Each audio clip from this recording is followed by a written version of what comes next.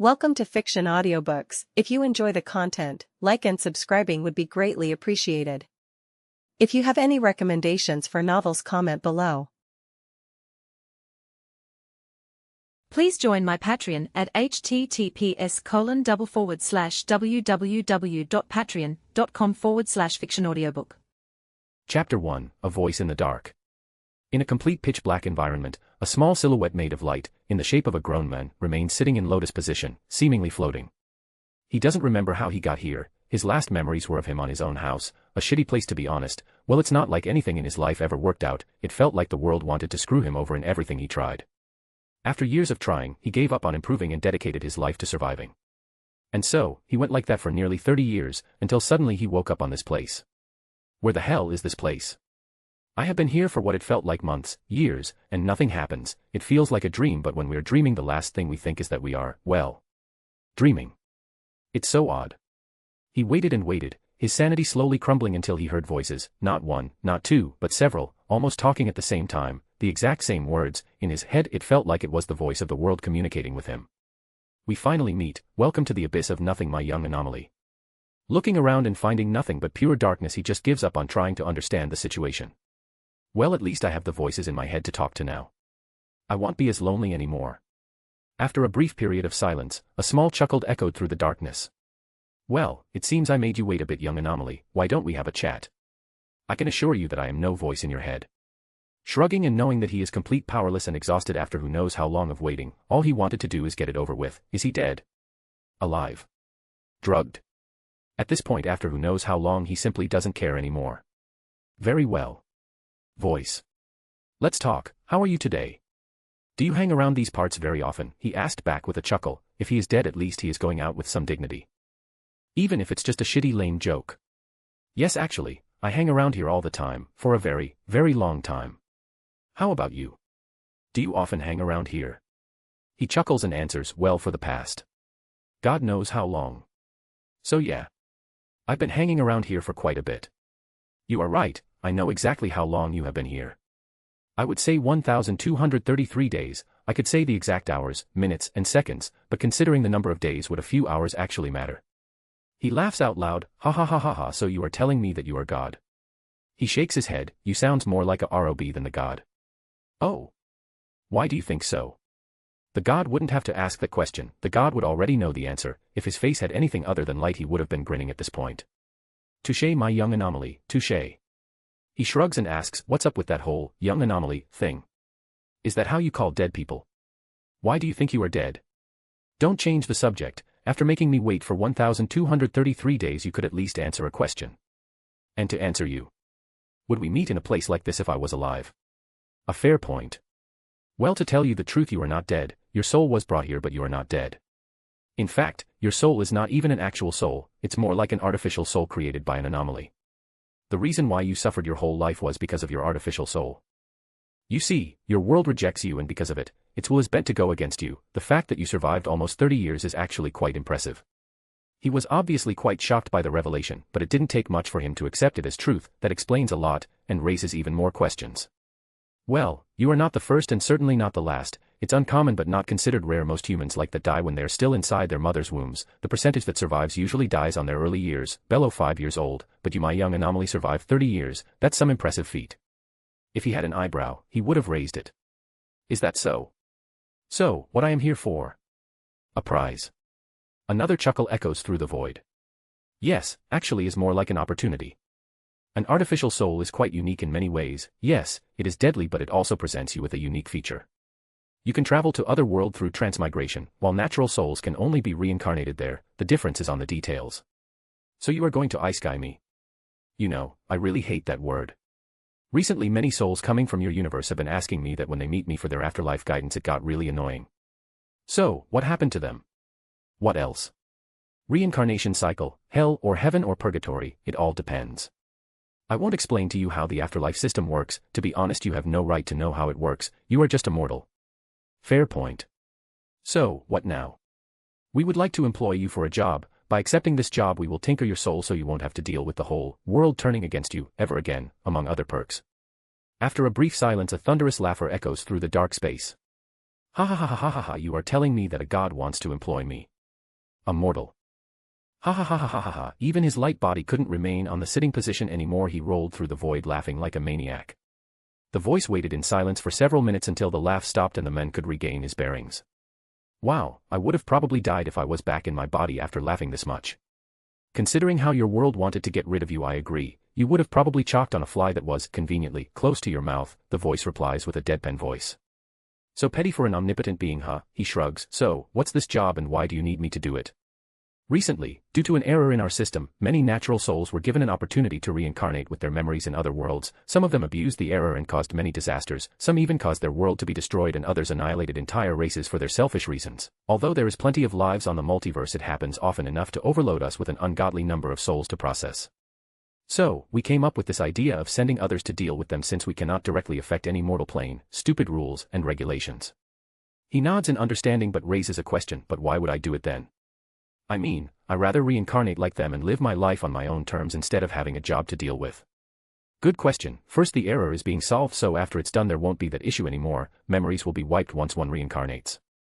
Second, well, there's a difference between reincarnating directly and accepting the job deal for a transmigration. If the soul was to reincarnate directly, they would get a few perks that would make it easy for them to live there, but the advantage would be more based on memories. Yes, one could take advantage from future knowledge, but the reincarnation would be strictly bound by the world laws. By accepting the deal you would get many more advantages. Believe me, you won't be disappointed.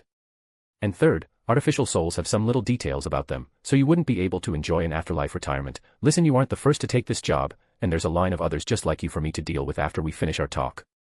And what stops me from causing a calamity after the deal was done? I mean, you would be giving me way more firepower than a regular reincarnation. For all you know, I could just be way worse than any of them. That is a risk that we are willing to take. What's worse that could happen? The world shattering itself. That would happen anyway even if we didn't give you anything and left the reincarnated soul be. As I told you, this is a trial. If it works, it works. If it doesn't work, it won't make the final outcome any worse. Other than that, we have been observing you for a while, and not only you survived 30 years with your artificial soul, you kept your sanity for over 3 years here, all alone on the void. Your will is strong. He shakes his head, as strong as my will may be. Power changes people. The voice interrupts him. And so does despair, but you never changed, you never gave up on living. Yes, you may have abandoned your dreams, but you never abandoned your life. Of many options, you could be considered one of the safest bets. If you can't do it and fall, we will have to depend on the others, but that's on us. After a minute of consideration, he just sighs and nods. What else can he do? But then he remembers of a tiny detail. Wait, you said I wasn't dead. I've been here for years, and now with the job. I didn't lie to you. First of all, little mortal, I may not be the god, but I am a god. Stopping time on your little solar system for a few years is nothing to me. Second, you are alive. If you decide to reject our offer, we will simply send your soul back to your body after erasing your memory of this meeting, and you will back to survive as long as you can until you die. We are giving you a choice, but remember the details that I talked about. Well, artificial souls have no reincarnation, heaven, or hell after death. They are erased, permanently. So, this is a chance for you. Will you take it or not? Although his body was merely a human-shaped light, the divine entity could have sworn that they saw a smirk on the man's face. All right then. Let's talk business. I can offer you many things, but I can't break the natural balance of the world you are going. Some rules can be bent to the limit, but we can't break any, otherwise the consequences will make this whole effort pointless, since breaking the natural laws instantly erases a world. So first you may pick which world is available for you. All of these on the list are the ones with a reincarnation mark on them, so pick one. These are the one available for the people from your planet. A window opened in front of him, almost like a large computer screen that he could operate with, though on the screen many options were available, from Naruto to Supernatural, be comics, movies, animes, mangas, cartoons and series. It didn't lack options. God damn. There's even Minecraft here. Are you serious? Who the hell would reincarnate in Rick and Morty? He scrolled down. You gotta be kidding me. Even fucking Looney Tunes. What can I say? You humans are just that weird. He kept browsing and then a doubt came to his mind. So my power is limited by the world. If I pick One Piece, will I get One Piece related powers? Yes and no. As a transmigrator you have way more freedom than that. The powers will be slightly reshaped to fit the world laws. As I said, the laws can be bent, but there's a limit to it. For example, you could pick One Piece world and chose powers from Bleach world. The powers would be reshaped to fit One Piece, but you would still retain some unique aspects of the original power from the Bleach world regardless. It's possible to bend the laws to a certain extent, but if you chose Looney Tunes and request for a Dragon Ball power, then, yeah. I can't do much for you there. But Daffy Duck is a wizard. He couldn't see anything, but he could swear that he felt an intense deathly glare on his back for some reason. Pick your world. Damn, it seems that this ROB needs to relax a bit more. I wonder if they have a bar or tavern in the God realm. So grumpy. He keeps scrolling until he finds one that interests him. Oh. The Avatar world. The voice replies. Well, that one depends. If it's the Four Nations, then yes, the one with the blue people. It exploded a few years ago due to a reincarnator. He could have sworn that he saw the voice shrugging beyond the veil of darkness. Right. The awkward silence remained for a few seconds until he spoke again. All right, I picked the Avatar world. It has a somewhat hard magic system. I mean, it's not like people can create extra bending other than the ones already known, and even if they can, they are all based on specific laws. People can't just spawn a meteor out of thin air. The limitations are very reasonable too. Although Sozin's comet and full moon are variables, they don't really break the system. From all interesting fantasy worlds, this is one of the most balanced.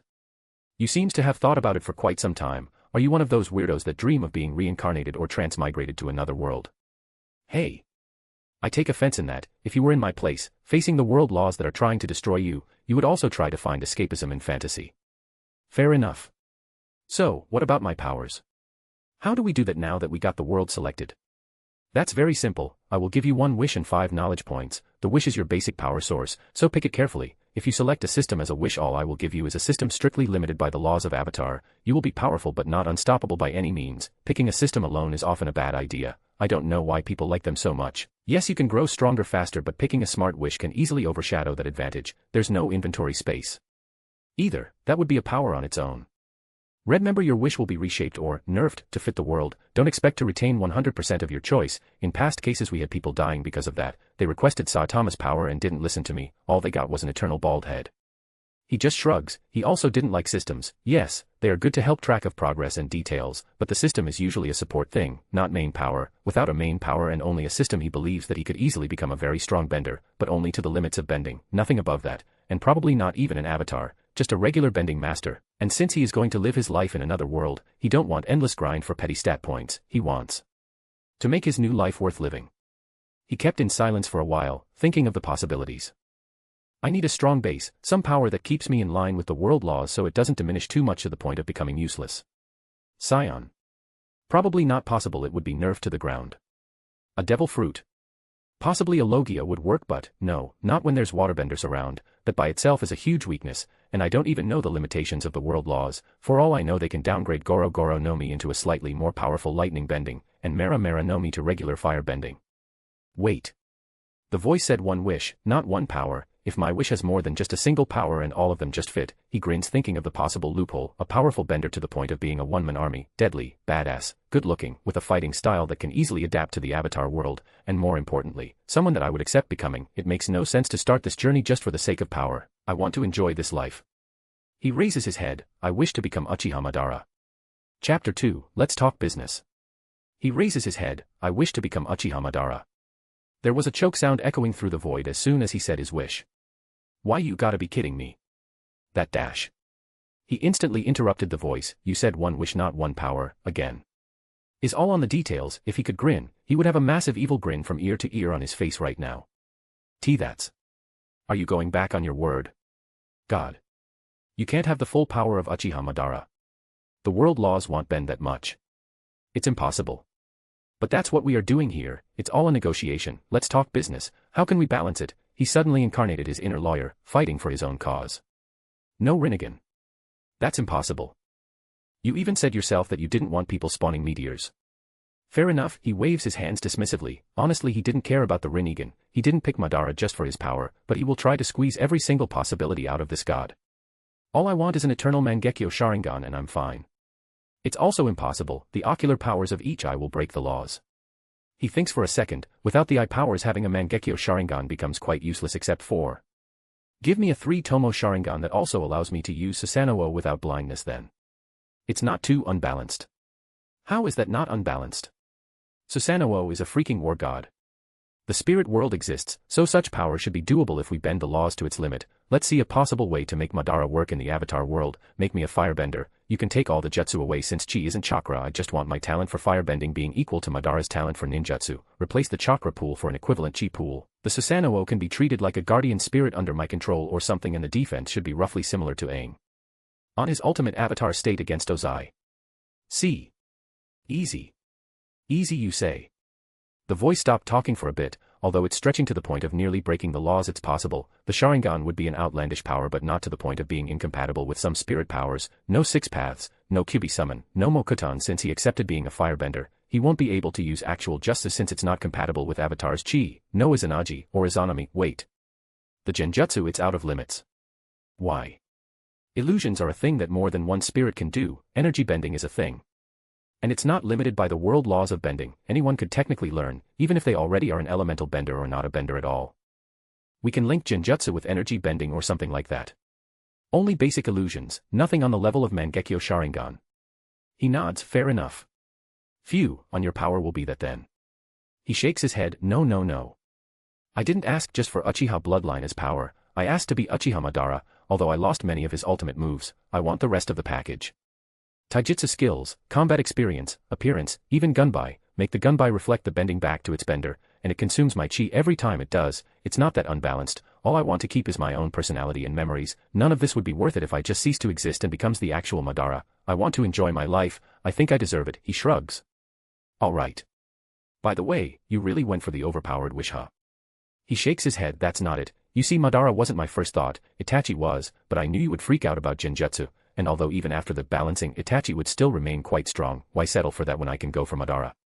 Way more combat experience and I won't have to worry about any possible disease that would have gotten me killed by the age of 20. I could have picked Obito but I knew you would never let me have Kamui, so what's the point of that?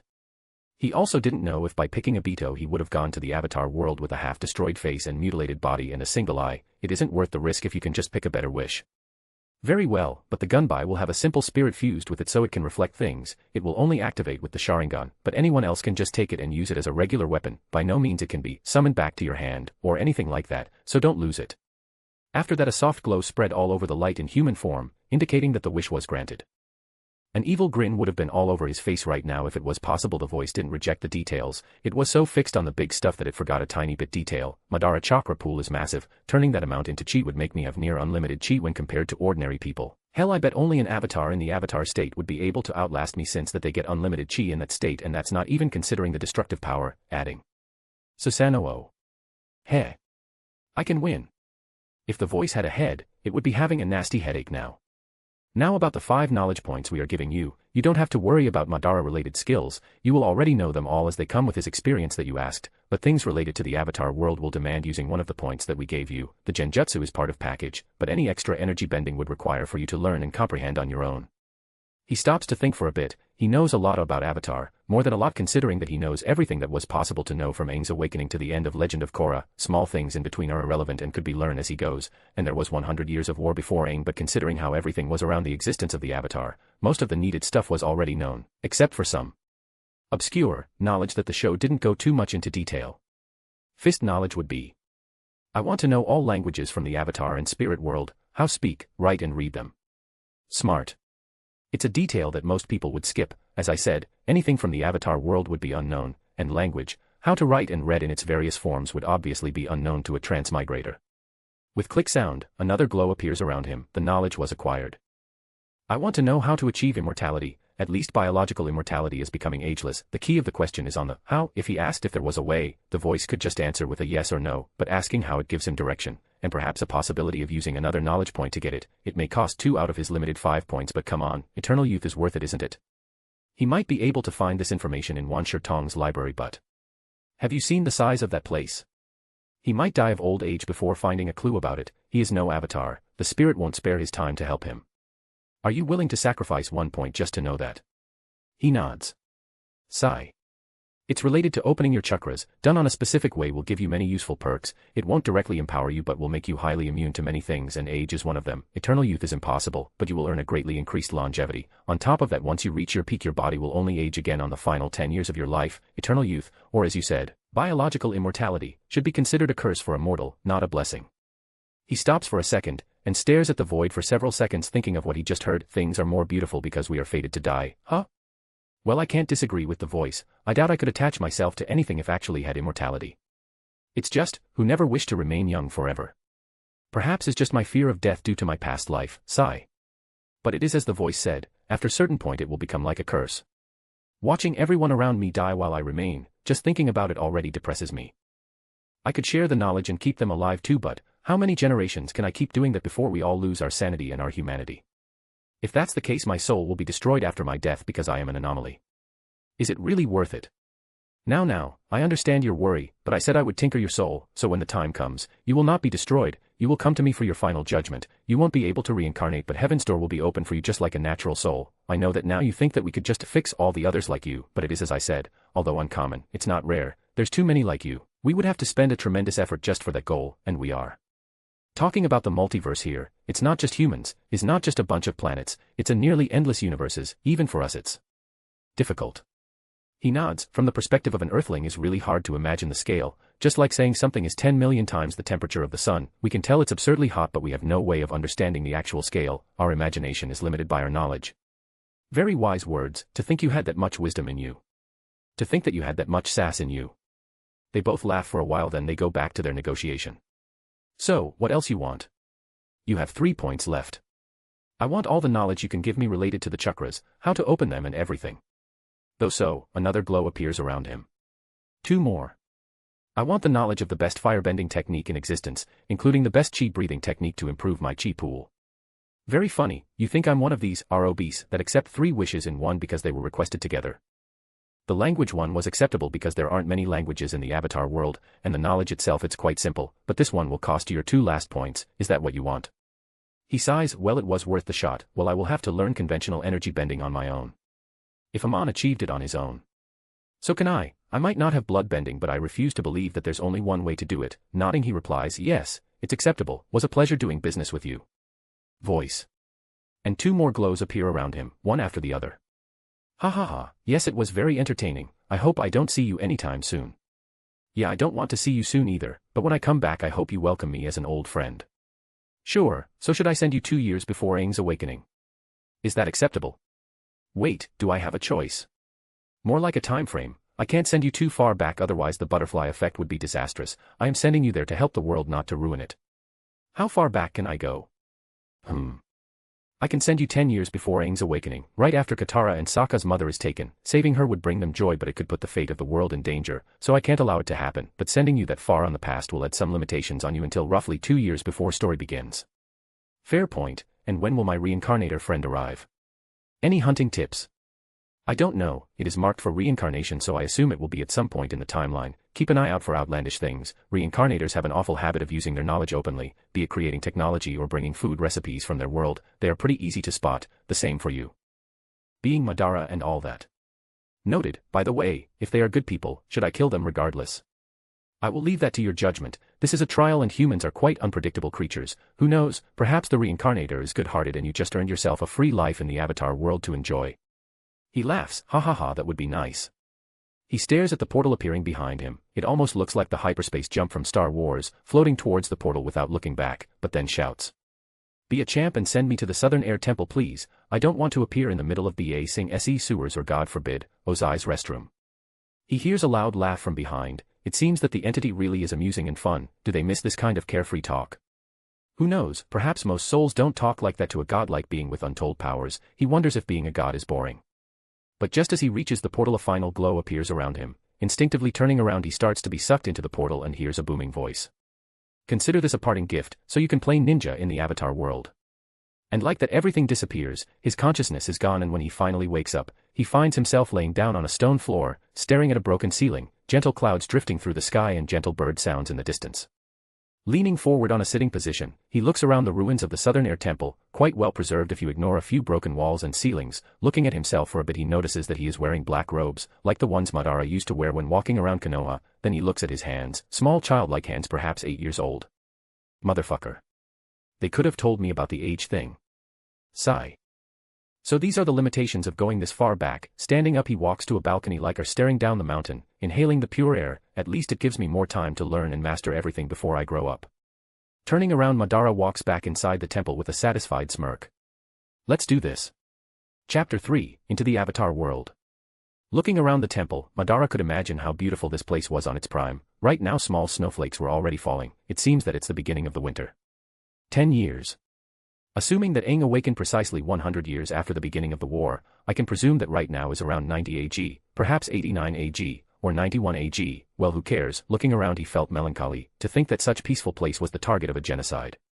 God damn Roku, why did you think that everything would be alright just by face-slapping Sozin and leaving like that?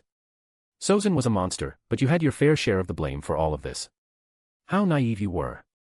I can accept Aang, he is just a kid, but you were a grown man. Sigh, I wonder what Kyoshi would have done in your place. Walking through the corridors of the temple, with his hands sliding through the walls, seeing and feeling the engravings in each wall, hard to believe that I came to an animated cartoon world, chuckles, no one would believe me if I managed to go back. Not that I want to go back. He walked for hours, sightseeing and exploring every room available to him. Most of the rooms were locked behind doors that required airbending to open. Even if he could force them to open, he wouldn't do it. He had nothing to gain by destroying such a historic place. His goal on the Southern Air Temple was a simple one, a calm place devoid of people so he could train in peace. The temple itself was in ruins, but there were plenty food and water sources all around. This place housed hundreds of monks back then. It's impossible that they didn't have natural resources nearby. I can't stay for long. In a year at most, my clothes won't fit me anymore and I will be forced to go out. 1 whole year in seclusion, I think I can handle it. I will have enough time to get my firebending going.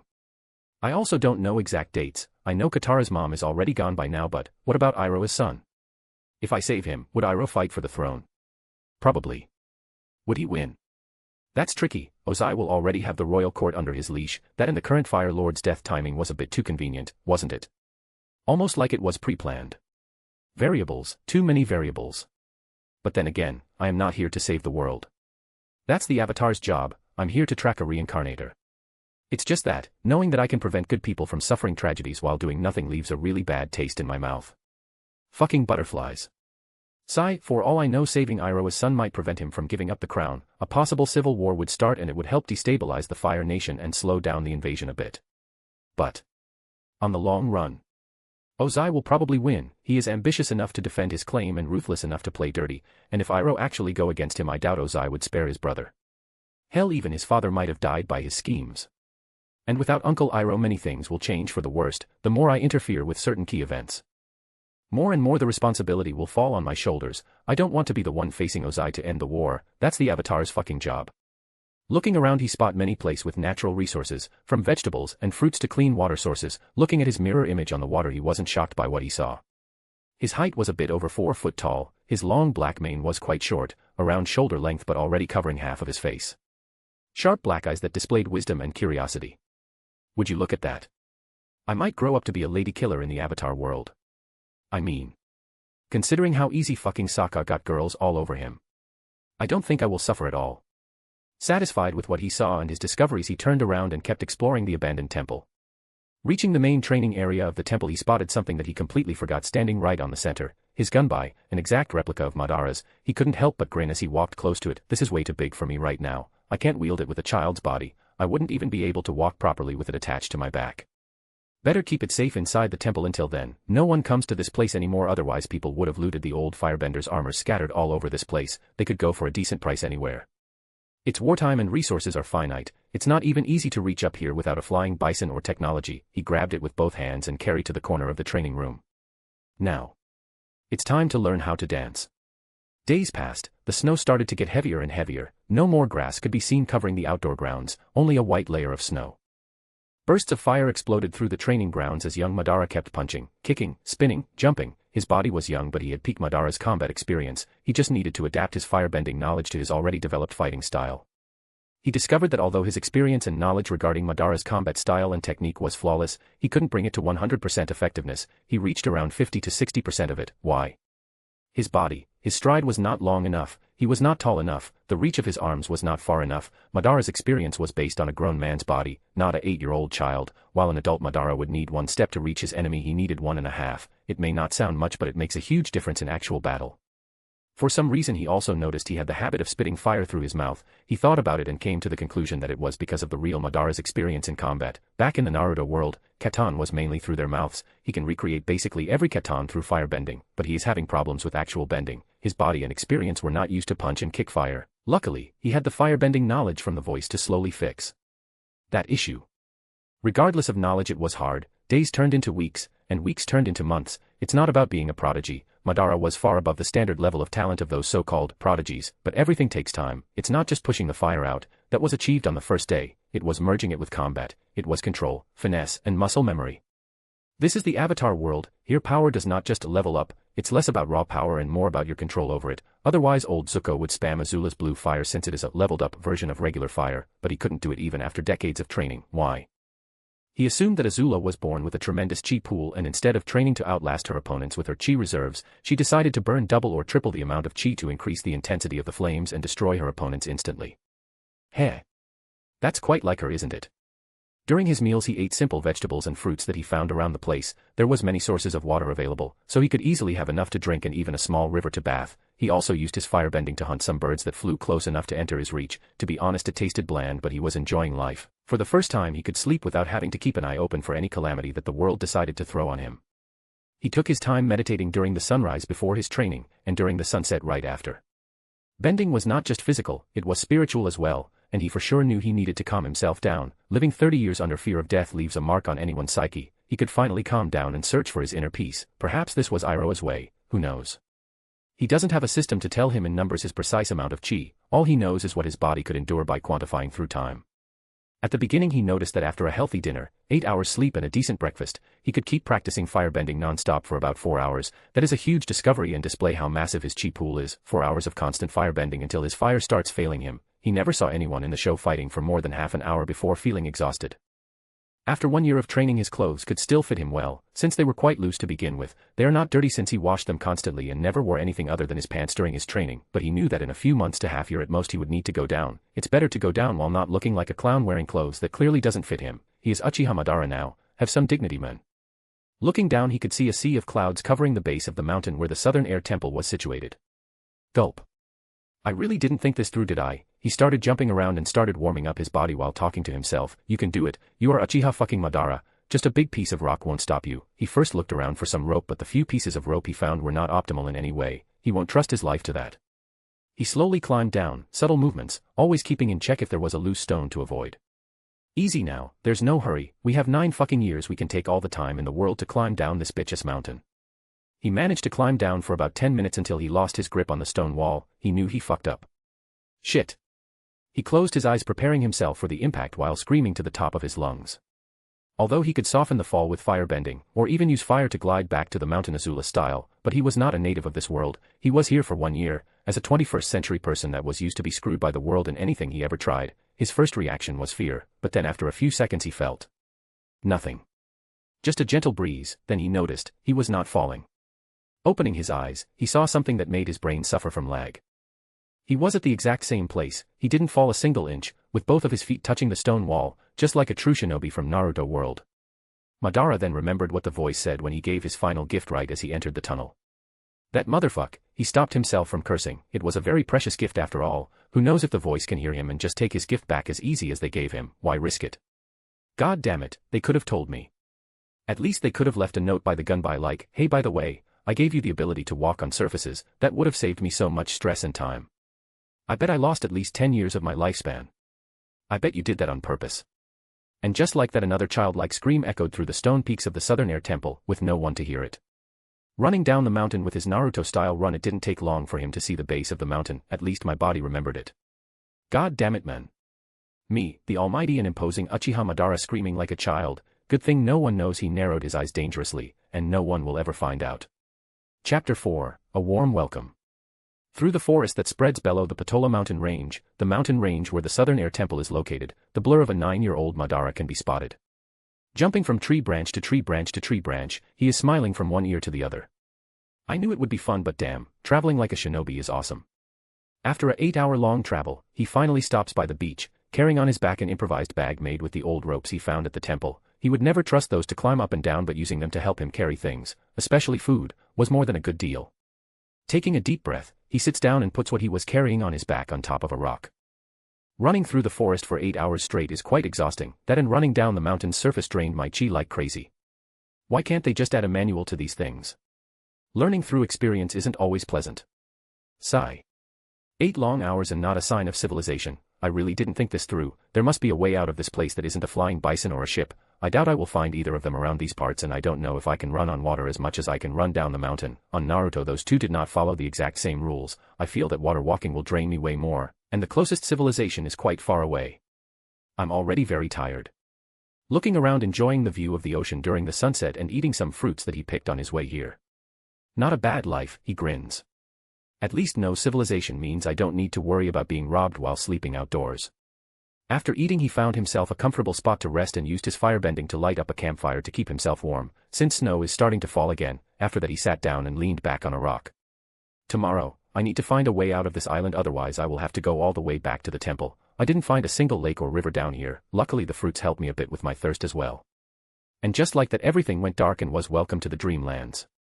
On the next morning, YAWN waking up and rubbing his eyes after stretching himself, he looks around scanning the area with his sleepy eyes. Looking at the sky he notices that it's dawn and get himself ready to get up. That's when he hears splash sounds on the water.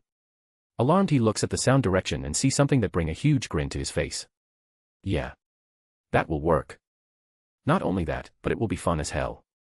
On the sea he spots a school of fish, not just regular fish but massive bright-colored koi fish swimming freely on the water. Now that I remember, Aang had a favorite spot in the island to ride elephant koi. Oh, this will be really fun. Grabbing his makeshift bag and tying it to his back, he rushes towards the water. Come on, don't let me down. I already ruined my image with the mountain debacle. Don't let me fail here surface walking. Without thinking twice, he jumps from the sand towards the water and it worked. Ha! I knew I could count on myself. A joyous laugh could be heard as long black-haired child ran on the water towards the school of koi fish. Once he was close enough, he jumped and used firebending through his feet to propel himself even further, landing directly on the back of a massive elephant koi. Hello there, my newest best friend, could you take me to Earth K-? Before he could finish his request, the elephant koi launched itself at full speed towards the ocean. Young Madara instantly grabbed the huge fins and used his chi to keep his feet stabilized on the koi's slippery back. He tried to sit down on the back of the koi, but once he did the koi splashed around, almost throwing him out. It seems that standing up had no issue, but they didn't like when people sat down on top of them. Captain. I apologize. And just like that, a small school of elephant koi traveled through the southern sea. Young Madara didn't know, but those fish were actually migrating to Kyoshi Island. Those koi fish were one of the top export products from there. It was another calm afternoon on Kyoshi Island. Many fishing village people were already counting how much fish they managed to get for the day. The boats were already docked and everyone on the docks was already preparing to go home. That was the plan for most of them except for the ones in Oyaji's village. By the coast many villagers were aghast while watching what I was coming towards their docks, a school of elephant koi. Now, although they were famous all over the Earth Kingdom by their product, elephant koi was not a common catch, not at all. It was considered a luxury food all over the world. To put in perspective, that kind of fish was one of Bifong's family favorite dish. It was cheaper to buy a set of armor than buy elephant koi meat. As uncommon as it was, what made it ever more shocking was the fact that there was a boy riding on the top of the koi in the lead. As the school of fish drew closer and closer, more and more villagers arrived by the docks. Old veterans that resided on the village already grabbed weapons. They were an isolationistic island, fearful of strangers and hated the Fire Nation to the core. Let me see, let me see. Someone is riding the big fish. Someone is riding the big fish. I bet I could do it better. Humph. A bunch of kids were having fun watching the show, giggling, yelling and pointing fingers. The adults, not so much. They were worried and prepared to strike at a moment's notice. The crowd parted ways for a stout old man with a fluffy long beard and a unique hairstyle, partially tied on a high ponytail and partially loose on the back, and a huge forehead. Village leader, give us the order and we will strike as soon as that kid set foot in here. That's probably a Fire Nation spy. The stout old man let out a sigh. Relax everyone, that's a kid. Spy or not, we will have no problem in capturing and interrogating him. He barely finished his sentence and other grown-ups in the crowd started yell at each other. Bring the ropes. We should use shackles. Regular ropes can't hold a firebender, you idiot. After roughly 1 minute they saw the school of fish stop moving towards the docks and the boy patting the big koi on the lead before he jumped towards the water. What happened next left everyone gawking with wide eyes. The boy started running on the water. Wait, what? Wow. He runs on the water. That's so cool. Can you do that better than him as well, Kilo? Humph. The kids went crazy and the adults' brains stopped working. That's impossible. Is he a waterbender or something? Ha. A waterbender. My ropes will work on him. Who's the idiot now, huh? Shut up, you moron. He can cut ropes with water as well.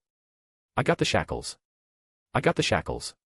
The old village leader kept staring at the young boy running towards them on the water surface. Since when does the Fire Nation employs children from other nations? That's some scary possibility. Anyone can potentially be a spy after all. Madara kept jumped towards the docks. He was very careful to never use his firebending, knowing that anywhere in the world other than the Fire Nation itself, firebender wouldn't be welcomed at all. He even openly used his water walking to give people the false impression that he is just a powerful waterbender and be more welcoming. Knowing that as long as he kept his firebending secret he wouldn't have much problem socializing and meeting people from this world, very few places would be hostile towards him regardless just for being a new face around. That was the reason why he chose an isolated empty temple in the middle of nowhere. He could practice firebending away from the Fire Nation's watch and without being judged by the rest of the world. Phew, that was exhausting. At least they were quite fast. I almost fell many times, said Madara talking to himself while shuddering as he remembers the many times he almost fell off and was left behind, but now he is finally enjoying the feeling of stepping on land after so long, happy to have found a village. Proper food, new clothes, decent bath, and more importantly, a comfy bed to sleep. But once he looked around and saw a massive crowd of villagers holding weapons, from swords to pitchforks, the first impression was of an angry mob hunting down a vampire or something. What the fuck? But once he spotted the old man that looked like the leader of the group and remembered who exactly that old man is, it finally clicked. Oh crap. Of all places he could have landed, of all villages and locations those damn fish could have taken him, it had to be the one place in the world that would shoot first and ask later just for being a stranger, regardless bending or anything else. Kyoshi fucking Island. You gotta be kidding me. Chapter 5, Facing an Angry Mob. You gotta be kidding me. Both parties kept staring at each other in silence for a whole minute. Even if Madara was only 9 years old, his waterbending mastery made the villagers fearful, especially considering that they were on the docks near the ocean. In their eyes young Madara held the terrain advantage even if they had numbers on their side. Kyoshi Island was an island state. They were not considered part of the Earth Kingdom, which means that they didn't get military help from anywhere. With barely a handful of earthbenders spread across all villages on the island they didn't really have enough confidence to charge Madara. That was until a charming female voice broke the silence. What's going on here? Passing through the crowd, a group of armored females with face painting stood between Madara and the mob. I mean villagers. For fuck's sake mate, even the Kyoshi warriors came. I stepped in here for like 10 seconds. You fucking wait you damn elephant koi bastard, you got demoted from my newest best friend to my newest favorite dish. Taking a good look at the group of 10 Kyoshi warriors he couldn't help but praise their posture and fitness. Even with their armor, heavy thick kimonos and katanas attached to their waist, they had a perfect combat posture. It shows how much training they endure and how proficient they were in their art, not only that each one of them looked gorgeous with their face paintings on. So, you are the spy from the Fire Nation that is trying to enter our lands? Asked the leader of the Kyoshi warriors. Madara shakes his head in denial. I'm no spy, didn't you all see me how I arrived? Isn't that too high profile for a spy? Murmurs echoed through the crowd until one of the villagers yelled. Unless you knew we would think that way, and decided to trick us. Madara let out an exasperated sigh as he turned to the crowd. I am no spy, he shouted. But there's always that one asshole. That is exactly what a spy would say. On the background he could hear a bunch of yeah, and he is right, while the villagers nodded their heads like sages. Face-palming himself, Madara turned to the crowd in anger and called out that one asshole by shouting towards him. Hey you, big ugly guy with missing teeth. Yes. At least 5 male voices could be heard replaying him. This will be a long day, all I wanted was a soft bed. Madara turned to a specific big ugly guy with missing teeth and shouted. I'm talking to the fucking idiot carrying shackles, taking a deep breath, stared at the men and continued, I'm no spy for fuck's sake. I'm 9 years old. But again, it was like trying to punch through a steel wall. One could try, but it would only hurt one's fist. Everyone is a potential spy. Are you a spy then? Asked Madara. No. Of course not. Isn't that exactly what a spy would say? An amused grin appeared on Madara's face. The murmurs started to getting louder and louder. Madara is managing to kick the hornet's nest and leaving them on each other's throat. He could clearly hear how many people were starting to doubt one another. Ah, how easy it is to pull this off when your target is a crowd of uneducated commoners. He couldn't help to praise himself. That was until the leader of the Kyoshi warrior let out an irritated shout. Enough. And just like that the whole mob got silenced, not a single sound. God damn, those girls run this place with an iron fist. You are coming with us, spy or not. We can't risk having you around without interrogating you first. She spoke. I refuse to be shackled or tied up, I'm no criminal and if you try to force me, I will fight back. Madara replied. I don't think you understand your situation, we outnumber you 10 to 1 and that's not counting the whole village behind us, they might not charge you on their own, but if we charge you first, they will follow. Shaking his head he spoke with a deeper tone, it's you who don't understand your situation, I'm by the sea. I have terrain advantage here and worst case I can just run on the water and escape from here, you can't follow. Subtly doubling down on his waterbending mastery, while staring at each one of the Kyoshi warriors with a serious gaze he continued, and even if you by some miracle prevent me from escaping, I will fight to the death, you may be able to take me down by relying on numbers, but I will take an arm and a leg of every single one of you with me. I wonder how long this village can survive without you girls to protect them in the future," said Madara while crossing his arms in front of his chest imposingly and narrowing his eyes. Even the air around him seemed to get heavier and they all felt it. It was a bluff, although he could do exactly what he said. He wasn't willing to put his life on the line to fight the Kyoshi warriors. He had nothing to gain from it. He could win if he used his firebending, but he wasn't willing to do that around these people unless needed. Those warriors and the island itself was a key point for the Avatar's journey. Aang would awake, that's for sure, and he would come here even if it was just to play with the elephant koi just like he first intended on the series. There's no doubt in that, but if he attacked to kill, he would stain his name permanently with the Avatar. He doesn't want to have the whole world against him. There's nothing to earn from that outcome. Just imagine the Avatar arriving and learning the stories of the firebender demon that burned a whole village to ashes along with its inhabitants. He would never be able to befriend Aang or anyone on his team after that. Not only that, it would be incredibly difficult to best those girls relying only on his taijutsu. They have been training for a decade or more. They were masters on their own right, and although he has real Madara's knowledge and experience, not only he only trained only for a single year, but his body is also not optimal for his fighting style yet due to his age. A half step makes a whole world of difference in a real fight. He might be able to do it, but at what cost? Can he survive the wounds on his own? The staring contest lasted for about 30 seconds, both sides trying to skin one another for openings and possible weaknesses. "If you agree to come with us, we won't tie you down or shackle you," the Kyoshi leader said. The mob behind them didn't like that one bit. They started shouting and yelling, demanding the spy to be captured regardless of the cost. Even the Kyoshi warriors themselves got pissed with the angry mob at this point. One of them in particular had her eye twitching in annoyance. Those fucking idiots can't even see 5 inches ahead of their own nose. The kid is not wrong. An all-out battle in this situation is not optimal for us at all. If he manages to cripple 2 or 3 of us before we take him out, we will be terribly weakened for the foreseeable future. Looking around, she shakes her head. That's not even considering the collateral damage. I can see that this kid is not simple, not only his gaze but his confidence and posture. He is a little monster. At this point Madara couldn't help but cheer internally, but kept his poker face and replied, "You can't expect me to believe that when the whole village is shouting demanding for my head regardless the cost, right?" Exasperated, the Kyoshi leader spoke. "How can we compromise then?" "That's simple. Give me your word as an honorable Kyoshi warrior that you will guarantee my freedom and safety unless I display any treacherous behavior towards you and your people." Biting the corner of her lips, she narrowed her green eyes. What he just asked is too much. The Kyoshi warriors take their honor more seriously than anyone. They would rather die than forsaking their honor. It seems that this kid knows them quite well. "Fine. I give you my word as the leader of the Kyoshi warriors that you will remain unharmed and unrestricted unless you display any shady behavior towards the people of this island." Satisfied now? She expected him to still be wary of them, regardless of how much the rumors spoke about their honor. It's impossible to just trust rumors 100%, right? He is bound to have some wariness regardless, right?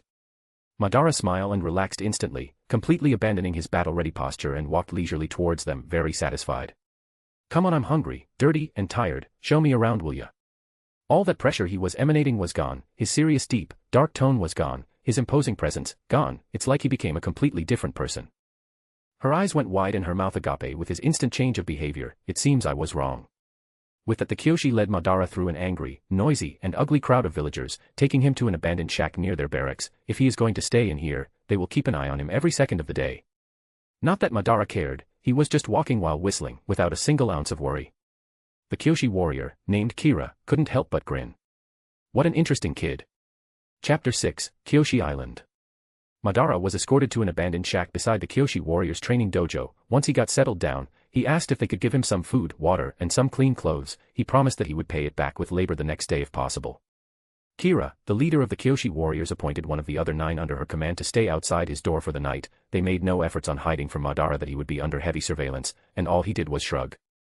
"Hey, I was expecting being chased out of here under a rain of rocks, arrows, and cabbages. Not only I got a free place to sleep, I got some food and water and even a bodyguard to watch my back while I sleep. From where I came from, this can be considered the best treatment I've ever received."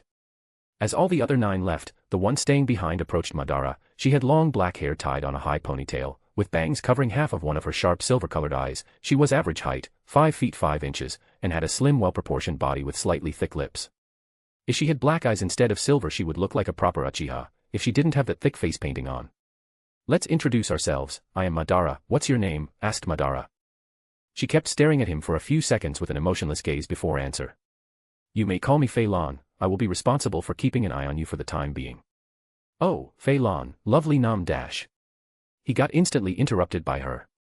"I'm not here to befriend you. No one here wants to befriend you. I'm just here to do my job, so as long as you don't do anything suspicious you won't be seeing each other once this little introduction is over. Madara stared at her in silence with a deadpan expression. Aren't you rude? I was about to invite you to sit on that chair over there so you could be comfortable. She turned around and walked towards the door. I will stay outside, you don't have to worry about me. But outside is Dash. He got interrupted again. He is getting really pissed by her rudeness right now. It seems being subtle won't work with you, so let me say this straight then, there's nothing in this world that would make me accept staying inside this place just so I can watch you for the night. Don't overestimate yourself, boy. And just like that, without even waiting for a reply, she walked outside of the house and closed it with a loud bang. What rude little bitch this one. He muttered to himself. Are all the Kyoshi warriors this bitchy, or is her period today? I might have to consider leaving here sooner, it's just not worth it. He sat down on the chair and started considering his next moves. I need to find a good way to have a decent income. There's many utility items that I want to purchase that will make my time in the Southern Air Temple way more comfortable. I also will need a ship to carry things around, TSK. I obviously won't be buying one, it's wartime and Fire Nation ships are all over the place, I believe no one will miss one hee. He tapped his finger on the table and continued. I will also need more clothes, many clothes to last me for at least 5 years. Getting my armor forged would be great, but it's not needed right now. I am still growing. I don't want to waste money on something that I will have to wait a decade to use or something that I will throw away in a year because it doesn't fit me anymore. He stood up and started walking in circles. I also need to figure out how to activate the Sharingan. The method that came with my memories is not working for some reason. Is it related to my age?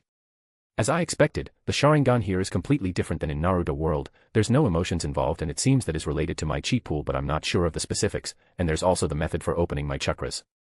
And like that, Madara spent hours planning and making mental notes to future possibilities until he started to feel sleepy and exhausted. Deciding to call it a day, he walked towards his bed. As he was removing his dirty black robes, picking up some ugly beige hemp clothes that the girl so graciously gave him.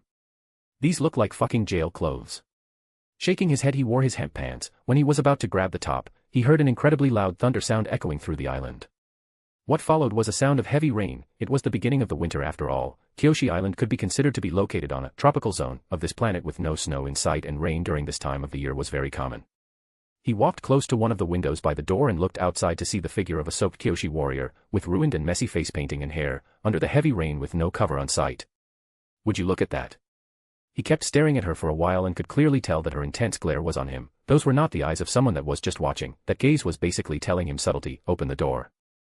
He looked around and saw a deserted road, no one in sight, just pure darkness with a few sparkles of candle light here and there coming from inside a few buildings nearby.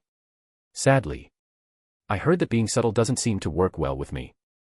He closed the curtains, locked the door and laid down on the old bed, covered himself with a thick blanket and closed his eyes. What a shame. And just like that, he fell asleep and enjoying a long night of sleep in the comfiest place he ever slept on since he came to this world. On the next day, Madara woke up to soft bird sounds on the distance. He never slept so well. His body was so relaxed that he didn't even want to get up from bed. That was until knock sounds came from the door. He rubbed his eyes and stood up, walking towards the door and unlocking it, just encounter the leader of the Kyoshi warriors in front of his door.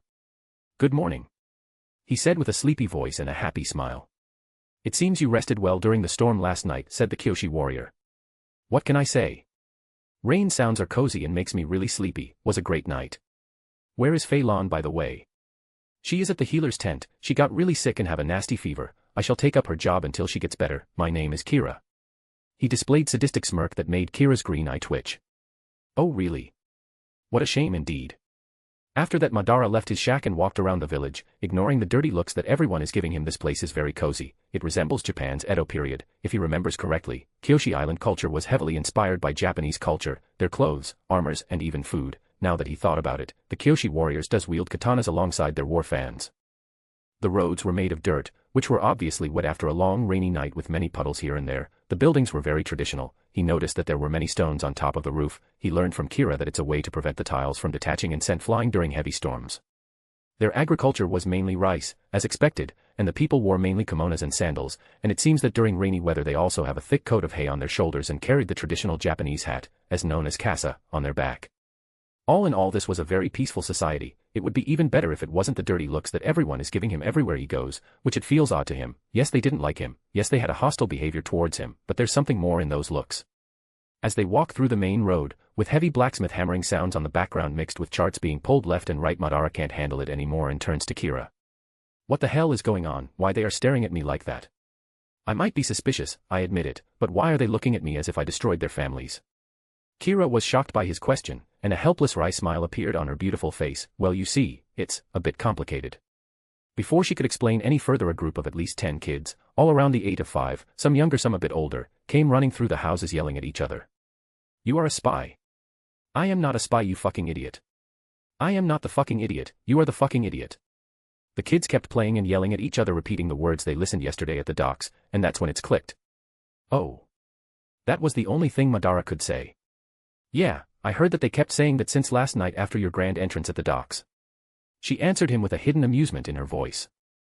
He could only stand still in shock. He didn't even consider the fact that there were very young and impressionable children on the docks yesterday. He clearly saw and heard them the moment he arrived, and still cursed like a sailor. What to say in a situation like this? Taking a deep breath, he talked to himself. Way to go, Madara, you achieved the impossible, made the paranoid Kyoshi people hate you even more. Why not just shout that you are a firebender as well? Kira couldn't help anymore and started laugh. Yeah, that would 100% make everyone hate you even more. I find it hard to even imagine that level of hatred. Our imagination is limited by our knowledge. Very wise words, by the way, although I have a good sense of humor and laugh at it. Don't even joke about being a firebender. Madara just nodded. Yes, joke, of course. Chapter 7, Kira. As Madara is guided back to his abode by Kira after walking around the village for a whole day, the gears in his head keep spinning, thinking about the possibilities. Once they reach the door of his shack, he stops and turns towards her. I don't know if would be me overstepping my boundaries here, but I have to ask, do you mind if I watch you girls practice on your dojo? She looks at him suspiciously. You want to learn our combat techniques? Look, Madara, after following you the whole day, I believe less and less that you actually are a spy, but regardless of that, rules are rules, and even if you were to become a friend of our village, we don't teach outsiders, especially men. No offense. He chuckles, none taken, and no, I'm not asking to be taught, I'm asking to watch. It can be even just for one day. It's just that I also have my own martial arts and I want to compare to yours without the need of actual battle. She holds her chin with one hand and considers his request. I will talk to the village chief. That's not something even I, the current leader of the Kyoshi warriors, can just accept like that. It belongs to our culture after all. He nods. I understand. By the way, have you fought many Fire Nation soldiers? She raises a brow. Some. Why, you ask?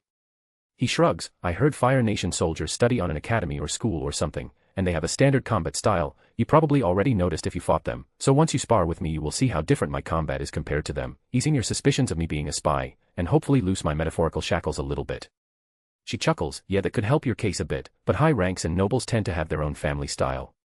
Madara just kept staring at her with a deadpan expression. What? She asks. No noble would send their family as a spy, and about the whole being high rank on the Fire Nation army. I'm fucking 9 years old. She chuckles and give him an awkward smile. Yeah, sorry about that, it's just that you don't talk like a 9-year-old at all. He just shrugs. Anyone in my situation would have to mature fast. He then notices what he just said and stopped talking, turning towards the door and opening it. Then I hope I receive good news about the whole thing. Thank you for everything today. He bows his head slightly and entered his house before closing the door, leaving Kira with her thoughts outside. Anyone in your situation, huh? She muttered to herself and walked away contemplating. Inside one of the biggest houses in the village, the stout old man that Madara recognized was brewing some tea for himself after a long day of work. Suddenly he hears knock sounds on the door. You may enter, he said. Excuse me then, said a melodious female voice as a Kyoshi warrior walks into the room after removing her boots by the entrance. Ah, Kyoshi leader Kira, welcome, welcome, want some tea? He says with a kind grandfatherly smile. Hi there, Oyaji. Yes, I could have some tea right now, she says as she walks towards the teapot and pours some tea for herself before sitting right across of him. So how can this old man help you today? It's about Madara, the outsider. Oh, the spy. He raises an eyebrow. She shakes her head. I don't believe he is a spy. He is too young and his behavior is not fitting for a spy at all. What kind of spy would just accept be openly known by the people whom they want to spy on? Oyaji shakes his head. You cannot underestimate how insidious the Fire Nation can be, Kira. Don't be naive, you know that he is a potential threat. Kira stares at him, but he can also be a potential friend. He did nothing wrong, on the contrary he walked around the village like a tourist, was polite, and didn't create any issue even if it was just me following him. He could have attacked or attempted to start trouble but he did nothing. He just took the hostile gazes of the villagers and shrugged them off. Oyaji stares at Kira's eyes with a serious gaze. You cannot underestimate their plans, Kira. This could be all part of his plan. If it was up to me, we would have tied him up and extracted information out of him. Kira raises her eyebrows. That's extreme. Extreme? You want to know what's extreme? A 100-year war is extreme. The Kyoshi leader kept staring at the village leader for a whole minute in silence before giving up. She would never be able to convince this stubborn old man of opening their borders a tiny little bit. Kyoshi Island is too isolated and have no friends anywhere. We do have geographical advantage against an invasion, but without aid from the Earth Kingdom we won't be able to stop an army, only stall for time, and time for what? Who would have come anyway? She finished her tea and placed the small cup on the table. He asked to watch our training for a day. Oyaji snorted. Of course he did. He is a spy and a spy's job is to gather information. She took a deep breath and said it, and I plan on accepting it. Oyaji's brain stopped working for a few seconds before exploding. You can't. Kyoshi warriors' technique are a secret of our people. He didn't say he wanted to learn, he said he wanted to watch for one day, he wants to compare with his own techniques and after considering his reasoning. I decided to accept it. I forbid it. You are not allowed. Her eyes narrows and her gaze intensifies. You forbid it. You have no say in this. This is our business. We don't meddle with your government and you don't meddle with our things. That's how our squadron always worked since its creation by Avatar Kyoshi herself. I'm merely informing you because it's the rules. Oyaji was about to reply when a childish voice echoed through his house. Oyaji. Oyaji. We finished cleaning the kitchen. You promised that our punishment would be over after that. Kira looked around and her gaze softened once she spotted a small 6-year-old girl with pale skin, blue eyes, and auburn hair cut into a common bob haircut with a high spiky ponytail, followed by a group 4 other kids, one of which resembles her a lot. Not now, Suki, Oyaji is busy, said the old man with a soft voice. Woo-woo. It's Lady Kira from the Kyoshi warriors. The little girl had stars in her eyes. Me and my friends decided that we will join the Kyoshi warriors, Lady Kira. Kira let out a soft charming chuckle and kneeled in front of young Suki, patting her head, and we will obviously welcome such brave and strong girls, but you have to wait a few years first, so be patient, okay, she said flashing a kind sisterly smile. All 5 little girls bobbed their heads up and down like chickens. Kira was their idol and what all of them dreamed to become, beautiful, strong, gentle and imposing. It was the image of the perfect woman in their eyes. But, we wanted to see you fight more often. Is there a way to let us watch, said the other girl that looked very similar to Suki, stuttering a bit. That triggered Suki, she didn't want their idol to see them as weak girls. Mingxia. But Kira just laughed. It's fine, it's fine. Then she thought about something and a smile blossomed on her face. In fact, next week we are planning on holding an open training so the younger generation can watch. If you girls want you can dash.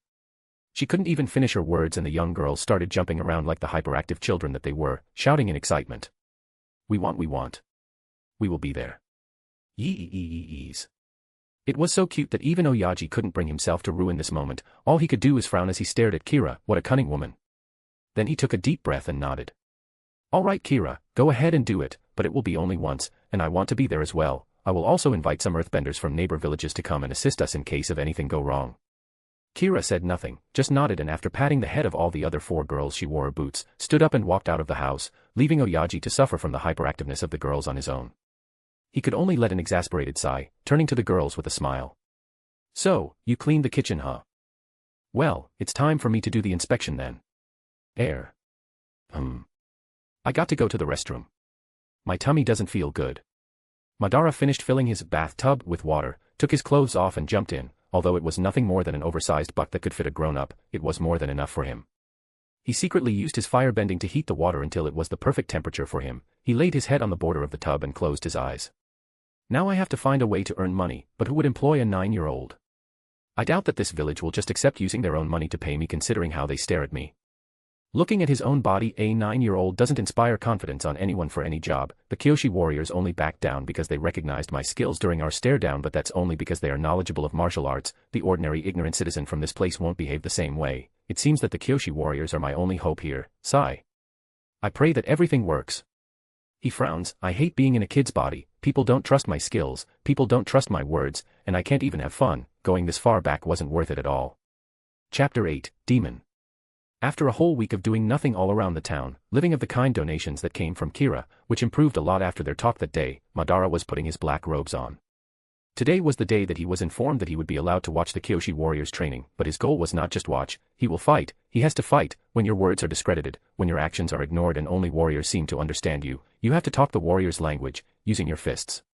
Checking if everything was properly tied, Madara nodded to himself, and after putting on his black shinobi sandals he walked out of the house.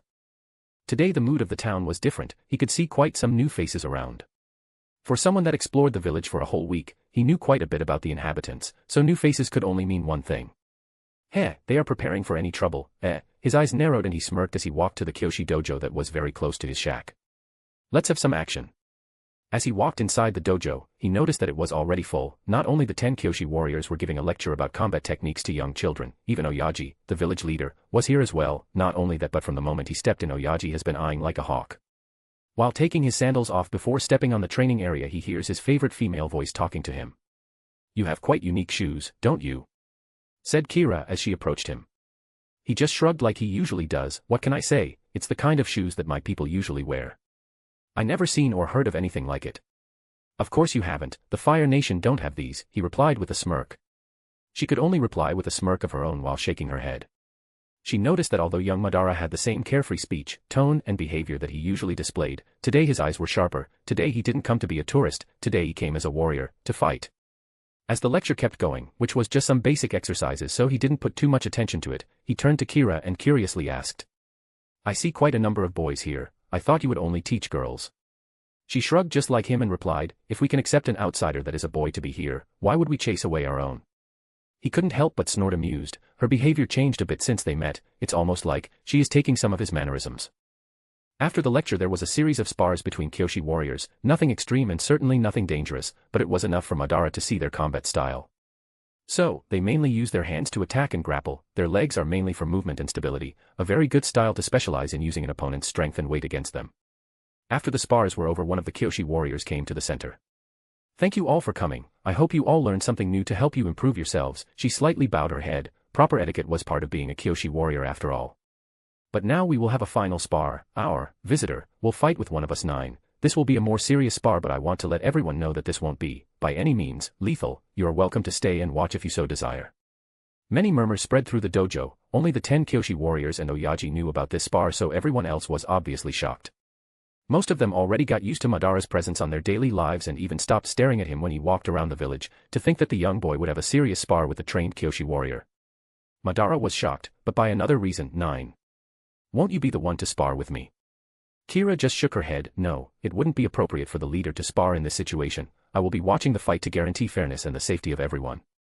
Madara snorted. "Will it be Fei Lan?" Kira raised one eyebrow. "You really don't like her, do you?" He just shrugged, and she chuckled. "No, it won't be Fei Lan, it will be Lana. She has been waiting for this since you arrived. She even calls you, little monster, when we talk about you." Now was Madara's turn to raise his eyebrow. "Oh. You talk about me?" Kira couldn't only leave an exasperated sigh. "Go." No one left the dojo, even the little kids were excited to see a serious combat. It's not every day that a Kyoshi warrior displays their real skill after all. Once Madara stepped up, the young kids kept staring at him, especially young Suki. She was mesmerized by his appearance, long black spiky hair that reached below his shoulders with bangs that covered his black sharp eyes that made him look like a predator, long black robes that, together with his eyes and hair, contrasted with his pale skin. All in all, her first impression of him was of a strong and mysterious boy. Once he stepped up, his opponent also walked towards the center. Lana was another beauty among the Kyoshi warriors, long braided chestnut-colored hair tied in a low ponytail with bright blue eyes. When both of them were in the center, they bowed to each other in respect and at the exact same time assumed their combat positions 10 meters from one another. It was so well performed and synchronized that if someone didn't know, they would believe this was choreographed. But then, they just stopped moving. Seconds passed and no one moved. It was more like a stare down than actual spar. This made the girls and even Oyaji confused, but once he looked towards the other Kyoshi warriors he was shocked. They all had grim expressions on their faces. Others wouldn't notice minute details, but how wouldn't they? They are all martial arts masters. Regular untrained people would never notice it, but they could see it clearly as day. Lana's body moved slightly and Madara's body shifted in response right after in less than a fraction of a second. Every time Lana prepared a movement, Madara prepared a counter instantly. To the crowd they were just staring at each other as statues, but Lana already had a cold sweat running down her spine.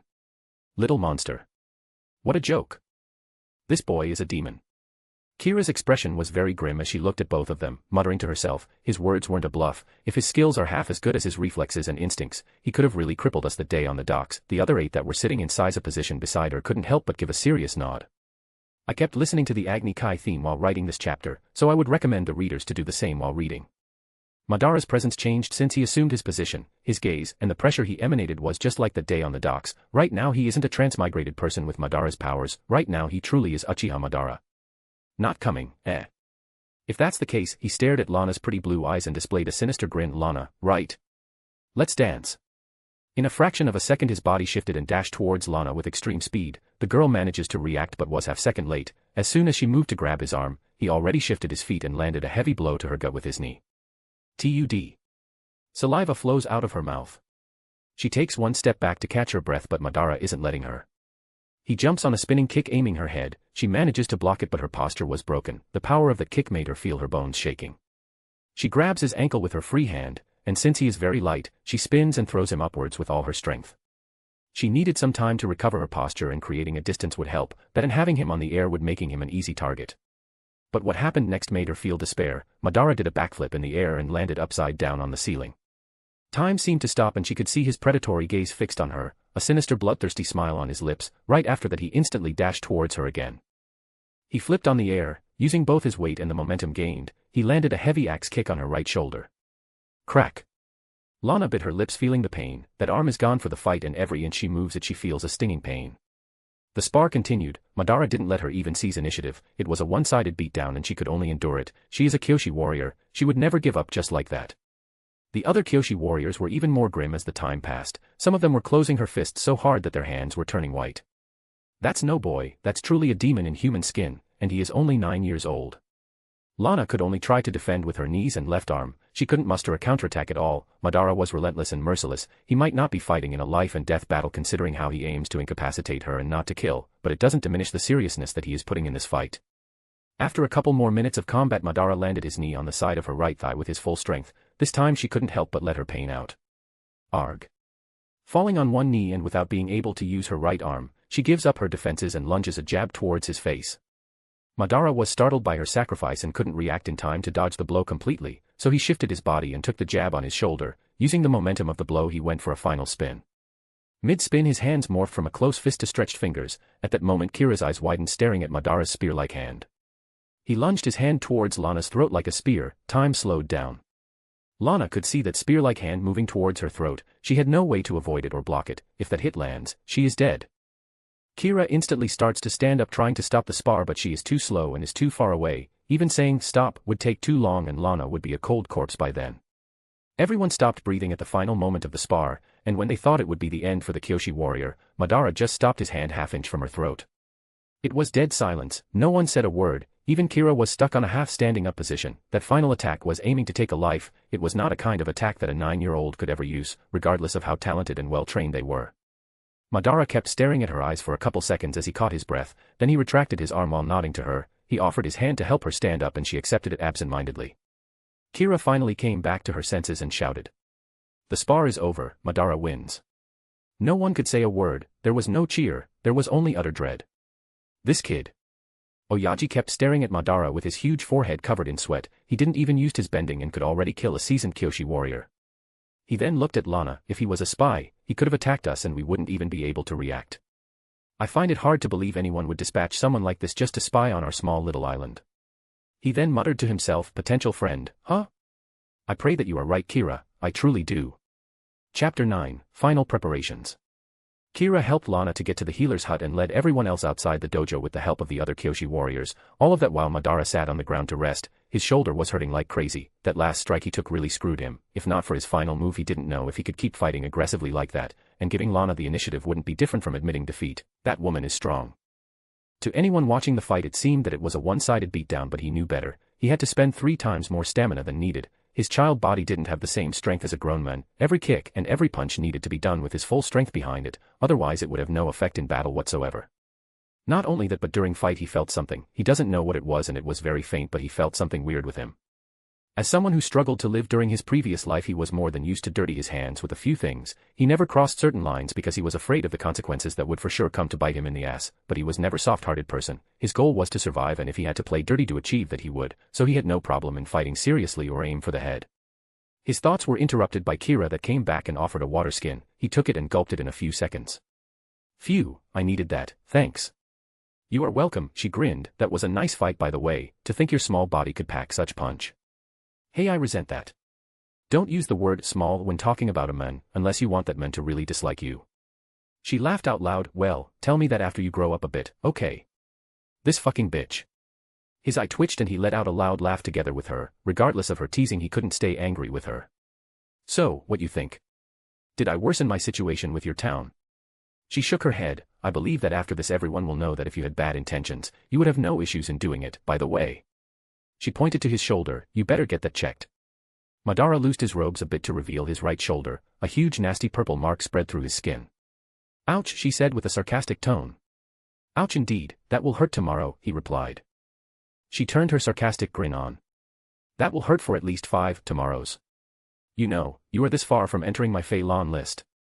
He said with a deadpan voice, which she just laughed louder and louder. He got up and left the dojo with her on his tail. When he turned the corner of the street, he understood the saying, talk about the devil and he shall appear. But he is a fucking idiot, said a small 5-year-old boy looking at the Kyoshi warrior, Fei Lan, right in front of him, while all she did was to stare at the boy with an angry face. That seemed to be enough and the boy lowered his head and walked away with her. Madara turned to Kira and asked, who's that? One of her victims. She chuckled and answered while shaking her head, no, that's Kilo, her son. She always doted on him like a little prince. He is spoiled to the core. Well, that was until someone showed up and taught him how to curse. Oh.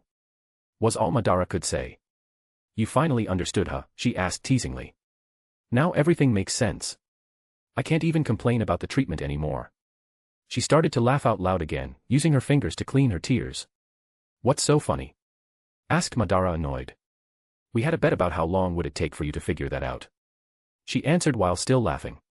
Some said a day, some said a week, some of us said never. What about you? He asked with a raised eyebrow. Until any of us told you about it, she said that with the most sunny, charming, and cute smile possible, that made Madara want to punch her face so damn hard. After that incident Madara went to rest on his cabin, and look at that. That little bitch was right, it took him 5 days to get his shoulder better. After that he kept exploring the village and talking to the population. This time no one treated him badly. It seems someone told them to treat him with respect, that he was no spy at all. Phew, finally. After the first couple weeks after the spar, Madara was called by Kira again, who offered him some sort of exchange for some fighting tips for her warriors. He wouldn't get paid in currency, because they wanted to keep their economy tight inside the island, but they would fetch goods for him directly if he wanted, and just like that Madara got his first job. He also taught some extra tips to the young girl group that watched the spar that day, especially Suki. He knew what she would become, so he went an extra mile to impart some extra fighting techniques to her. Huff. Madara, this is too much. I can't carry more weight. Your stamina is too low, Suki. You need to grow up and become the strongest of the Kyoshi warriors.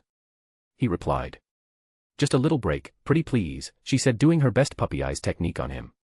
Sigh, all right, let's rest.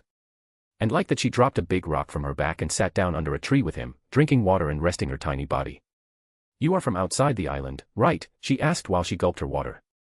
Yes, why? He said while taking a dumpling from his bag and started eating beside her. What can you tell me from the outside world? How people live there? Have you been to other nations? She was really curious about how things were outside Kyoshi Island. Other nations, huh? He leaned back on the tree and started thinking for a few seconds, then an evil scheming smile appeared on his face. I know quite a bit about the Southern Water Tribe. Oh. Tell me, she exclaimed excitedly.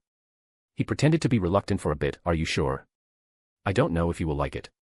Her cute blue eyes narrowed. What? Tell me. Sigh, it's. Well. The boys of the Southern Water Tribe believe that women aren't capable fighters, that they should accept being housewives and always bow their heads to their man's wishes. As expected, Suki got furious. That's stupid. They are all fucking idiots. For the first time Madara was proud of spreading his sailor's speech through this village. He gave her an understanding nod and continued, that's how they behave, even if they pretend to be understanding, is just to woo other girls, it's their culture after all. She was fuming. What a stupid fucking culture. If I encounter any of them, I will break their family jewels. He let out a loud laugh and patted her head. Good, young Suki. Good, he couldn't help but use a Palpatine-like voice. I hope you enjoy my gift, Sokka. He lifted his water skin to his mouth, pretending to drink water to hide his demon-like evil smile on his face. After a couple of months of tutoring young children and veteran Kyoshi warriors in different fighting styles, Madara went to Kira with a request. Can you take me to a blacksmith? I have some weapons that I want forged. She looked at him in confusion. You can just ask me any weapon and I will find you one. I know you like the katana, so I will just give you one. There's no need to get a new one forged. He shook his head. It's not a katana. I can't wield it properly. My body is too SMA-. He paused mid-sentence and coughed. Ahem. I don't have the proper body to wield one yet. The balance would be all wrong for me. She couldn't help but raise the corners of her mouth in a sarcastic and smug smirk. Gosh, Madara really wanted to punch her pretty face right now once again. All right, you can come with me then. I will take you there. Before we go, can you spare me some paper and charcoal? I want to draw the weapons that I want, he requested. Sure, she looked around the dojo for the items he asked and handed them back to him. Here. Thanks. He started sketching different shinobi weapons from the Naruto world. Kira never saw any of those weapons anywhere. That made her belief even more firm. He is definitely not from the Fire Nation. She guided him to the blacksmith and he presented his sketches. That made the poor old man scratch his head. What is this one? He asked with a raspy voice while pointing specifics. This one is a kunai. It needs to be this specific size. Don't forget the hole on the pommel, that's very important. It should be large enough to put a finger through it. I see. How about this one? How long do you need this thing to be? Madara stopped to think for a second. About 900 feet each. I want at least 30. The same goes for the kunais. I will need 30 of them. The old blacksmith nodded. Very well, it will take me over a month to finish this. This kunai is easy. The problem is this other one. To make it resistant and malleable we will need to work on it for a while. Madara just grinned. No worries, old man. I have all the time in the world. Chapter 10. Asterisk title in the end asterisk. It's been roughly 4 months since Madara stepped in this island. He managed to achieve everything he wanted. He got his weapons ready. He expanded his training to other ninja arts from the Naruto world with his new weapons. He taught the veteran Kyoshi warriors and their future generation. Now it's time to get back on the road. Leaving his old black robes on top of his bed and started to dressing the new robes that the Kyoshi warriors gave him. The old one didn't fit him anymore.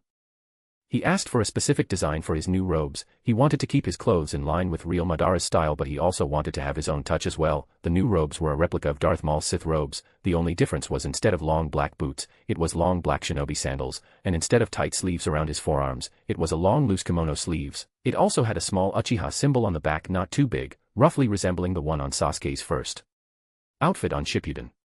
He also had a long black cloak, but instead of a hooded cloak he had one with a mesh of gray fur. The cloak was long, very long, that would drag on the floor when he walked. It was inspired by his favorite character from Castlevania animation, Trevor Belmont, and the cloak would fit him for many years to come.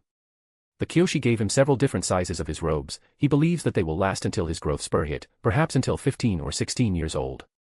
Setting everything up, putting his hidden weapons inside his long kimono sleeves, he picks up his backpack and gives one last look at the little residence that housed him for almost half a year. It's dawn. There's a gentle warm breeze spreading through the island. The winter is over and it's springtime. Many people are just doing their daily chores, but there's a small crowd by the docks. Take care, Madara. If you need anything, just come back here, said Kira with a melancholic smile on her pretty face. Today she wasn't wearing her Kyoshi warrior outfit and paintings. She was wearing a simple green kimono that matched her shiny green eyes and contrasted her long loose red-brown hair. I will, Kira, and you keep those brats out of trouble. Suki have been very naughty recently, Madara said back. She just chuckled. Almost half a year and he didn't change a bit. She didn't want to keep talking about their farewell, so she changed subject when she saw him stepping on the boat that offered him passage to the mainland. Couldn't you chose another color other than black? She asked, displaying her classic sarcastic tone. I could, but I felt you all would jump on my jugular if I requested red. They both laughed together one last time. By the way, you never told me about that symbol on your robes. What does that mean? She said as she passed a small envelope to him, which he quickly pocketed and placed inside his robes right before the boat started leaving the docks. It's the symbol of my family, my clan, the Uchiha. She raised her voice as he got farther. Uchiha. Never heard about them. He smirked at her and shouted back, oh, but one day you will. Turning to the horizon he muttered to himself, surely one day you will. At the docks she could only try her best to prevent the sadness from taking her as she saw Madara become a small dot on the horizon. One day I will, huh? I will be waiting for it. Farewell for now, Madara Uchiha. She muttered to herself, but the other Kyoshi warriors by her side also heard it. What he didn't know was when he left the island a small auburn-haired girl entered his old shack. Not seeing him she just sighed with tearful eyes and silently grabbed his old black robes and left. It has been 6 months since Madara left Kyoshi Island. During this time he managed to strike rich. No, he didn't find gold mine or anything like that. Well, not exactly. What he found was several Fire Nation encampments all around the southeastern corner of the Earth Kingdom and robbed them blind. If no one spotted him he would just take the money and valuable items and leave. If he was spotted even by one person, he did what any sensible person on his situation would do. He would erase the witnesses and loot the whole camp if possible. He usually focused on small 5-man encampments. He didn't want to risk himself for money. No one alive knew who was doing it, but he earned a reputation and a title for himself. The tales of the greedy ghost were spreading through the nearby villages and towns. He had his own hideout somewhere in the foggy swamp, southwest of the Siwang Desert, where he dumped all his earnings. Right now he had quite a decent pile of golden tails, and a few bags of coins from all different tribes. There were also bags with many different resources that the Fire Nation so kindly donated to him. It was midnight with a full moon shining bright on the sky, gentle moonlight illuminating the jungle through the canopy of huge trees that spread as far as one's eye could see. The foggy swamp was silent like a graveyard tonight, maintaining its creepy atmosphere.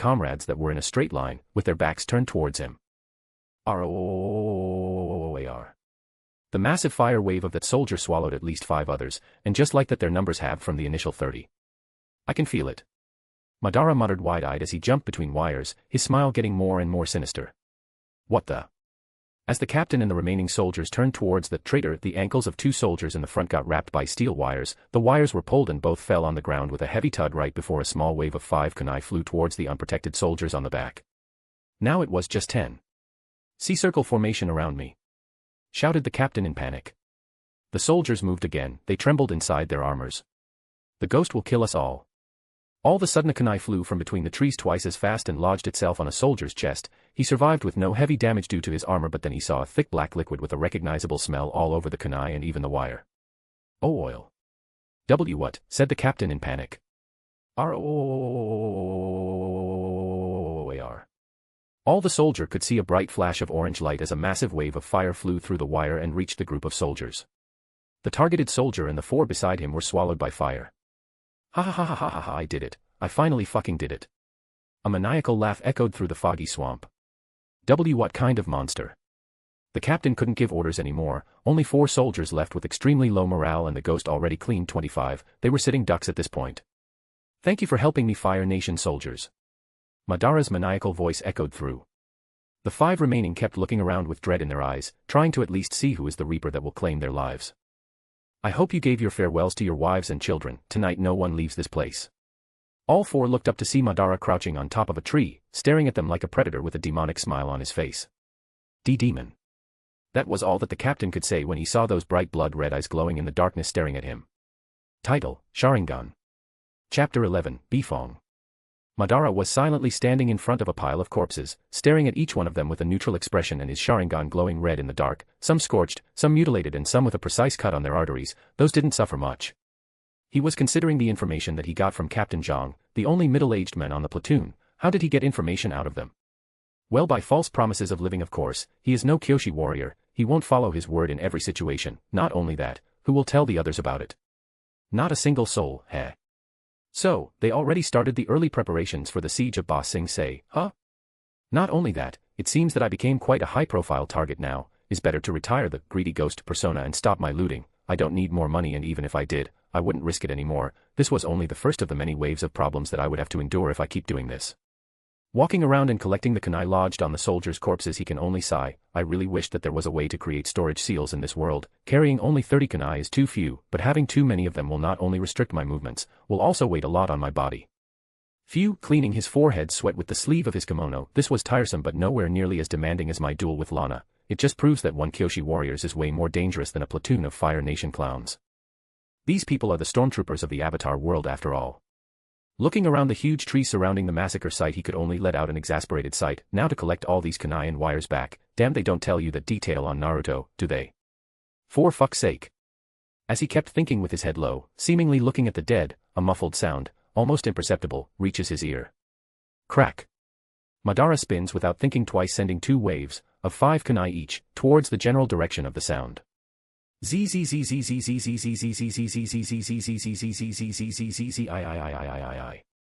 Mid-travel, the second wave hits all the kunai on the first wave, making them change direction. Ting, ting, ting, ting, ting. The kunai with wires attached travels through the swam. The wires rotate around tree branches and trunks, shifting their trajectory slightly once again. That's when he hears a male voice from behind the trees, roughly 600 feet away from him. What the? Ugh, that male voice again, surprised this time. Keeping one arm fully stretched with many metal wires wrapped around his fingers, he quickly pulls them. I can't move. The voice is still low and muffled, but Madara can now feel the fear of that person. It was a very muffled voice, but he heard it. He didn't know who it was. He didn't change his original posture. Hell, Madara managed to do all that while still staring at the bodies while contemplating something. It seems I caught a little rat. He grins and slowly turns around, and with his other hand he throws a single kunai. The wire seemed to come out from inside his sleeve. The kunai traveled in fast speed towards the target, but when Madara's Sharingan captured a single tiny detail of this rat's clothes, his pinky moved in a circular manner and extremely fast, sending a wave through the wire that slightly changed the direction of the kunai. TUD. The kunai sinks on a tree trunk, one side of the blade dripping blood that shined like rubies under the moonlight. YELP, the sound echoes through the eerie silent swamp. Madara slowly walks towards the source of the sound in slow and steady steps, until he finally manages to see a man hanging a few inches from the ground, with his limbs in X position, having metal wires wrapped around each one of them, and another metal wire around his neck. Good evening, my little rat friend. The man looked like to be mid-20s, had a long blackish-brown hair tied on a low ponytail and no bangs. He also had a slightly deep cut on his left cheek with the blood still flowing out. The man felt dread when he saw those glowing red eyes staring at him, as if they were ready to claim his soul and send it to eternal damnation. Gulp, hello there dash. He got interrupted when Madara pulled on of his fingers a tiny little bit more and the wire around his throat tightened. Tell me, rat, why are you spying on me? He grinned sinisterly. Do you want to dance too? The man mustered all his will to shake his head from one side to the other, answering on a raspy voice due to the wire around his throat. Sir Ghost. Sir. Oh. It seems you know a bit too much for my liking. It's better to settle your permanent residence here then. The man's body shook. NNOP please. I was sent to find you. Madara raised a snarky smirk. Oh yeah. So were they. He said, looking over his shoulder towards the pile of corpses a few hundred feet away. The man was sweating buckets at this point. He was so afraid of his possible outcome that even the nasty cut on his cheek made him feel pain. NNO, Jay, just listen, P please. I was sent by Master Bifong to find you, he yelled. Madara was surprised, raising one of his eyebrows. Master Bifong.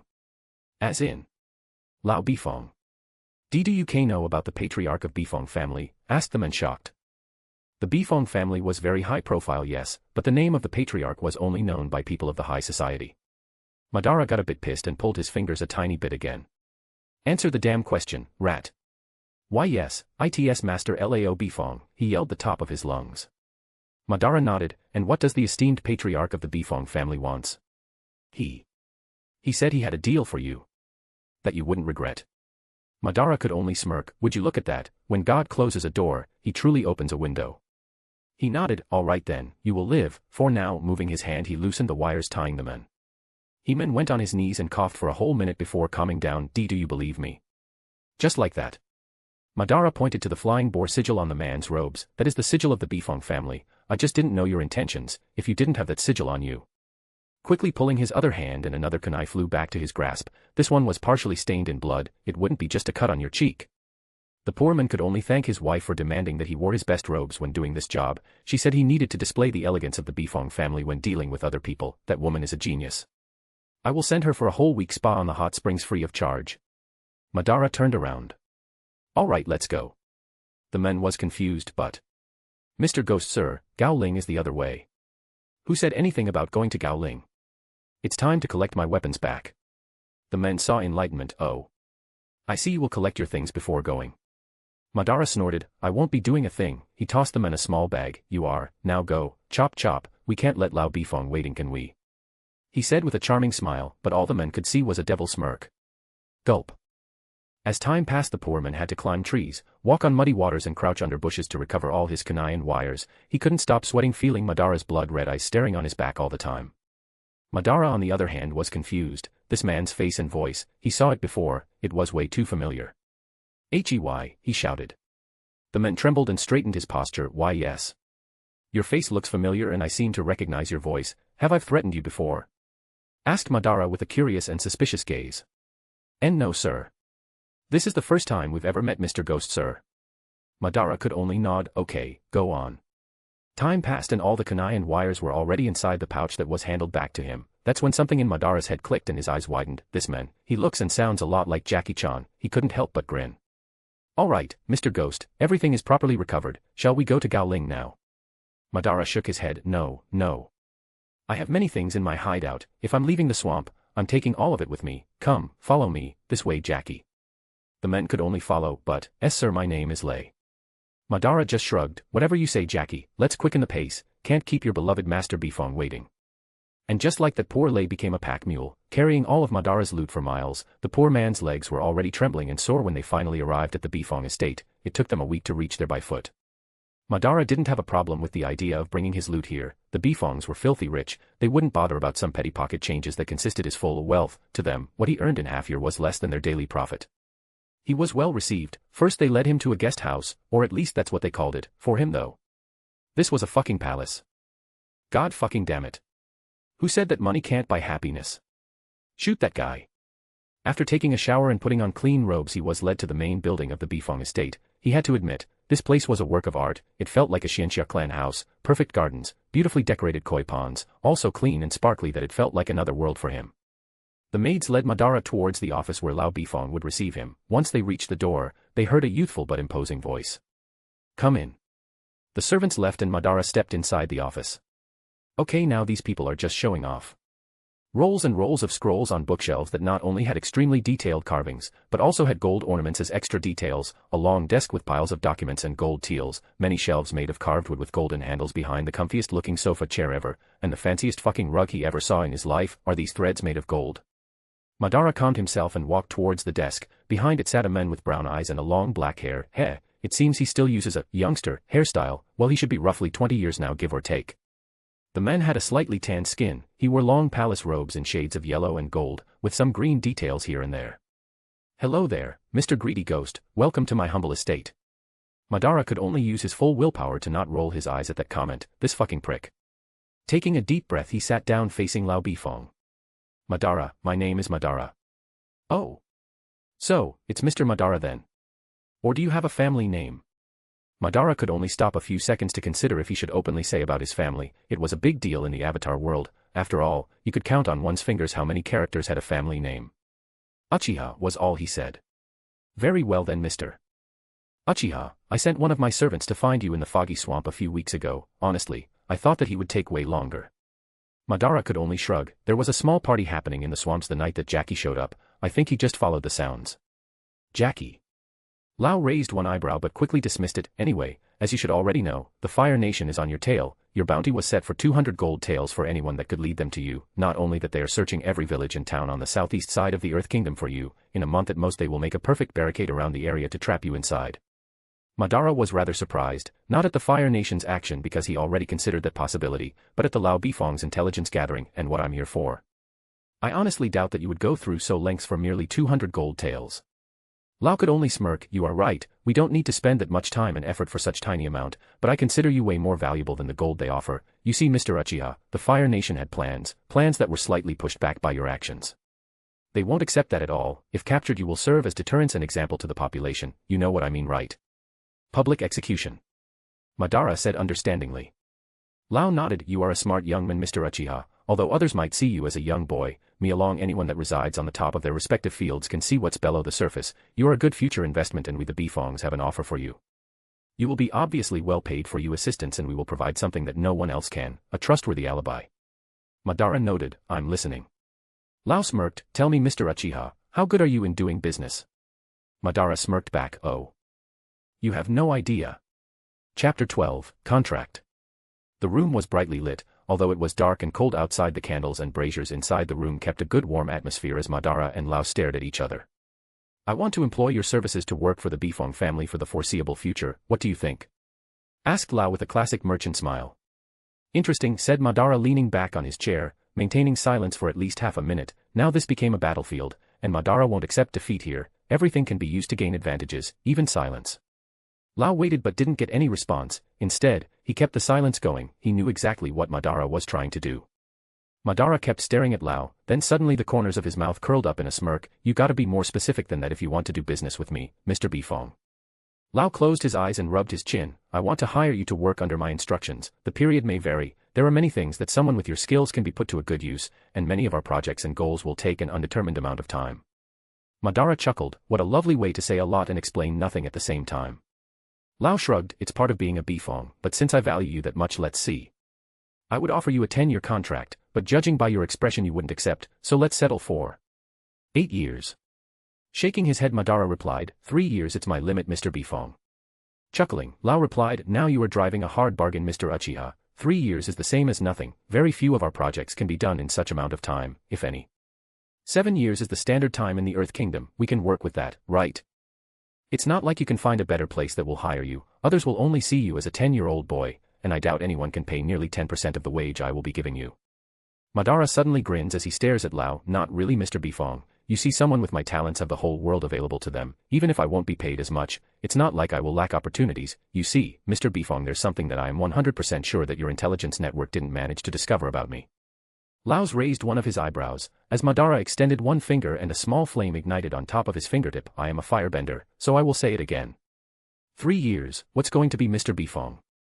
The gears inside Lao Bifong's head were turning at Mach speed. In not a single report about the greedy ghost there was anything related to him being a firebender. In fact, everyone, Lao included, believed that Madara was just someone with superb unique martial arts, which was the reason why Lao wanted to hire him in the first place. If on top of his martial arts skills he also had an equal level of proficiency with firebending, his value just soared. Narrowing his eyes, Lao puts Madara in check. 5 years and I will double your pay. Believe me, Mr. Uchiha, this is the best contract ever made in the Four Nation for the past 300 years. Now it was Madara's turn to narrow his eyes. Oh really? Then let's break that record. He took an envelope from his robes and handed to Lao Bifong, who was curious. After opening and reading it, Lao frowned. To think that you taught the Kyoshi warriors and even got a letter of recommendation signed by all of them. You truly know how to do business, Mr. Uchiha. Madara grinned. That was the letter that Kira handed to him when he was leaving the island that day. He knew it would come in clutch.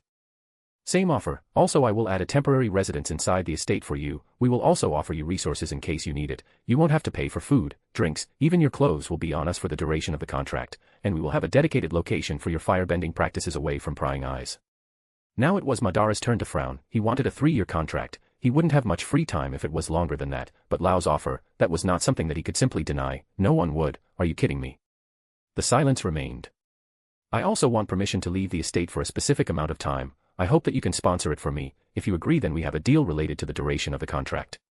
Lao wasn't amused. You will need more specific than that. How many leaves you want, what type of sponsorship you want, and how long will you be away?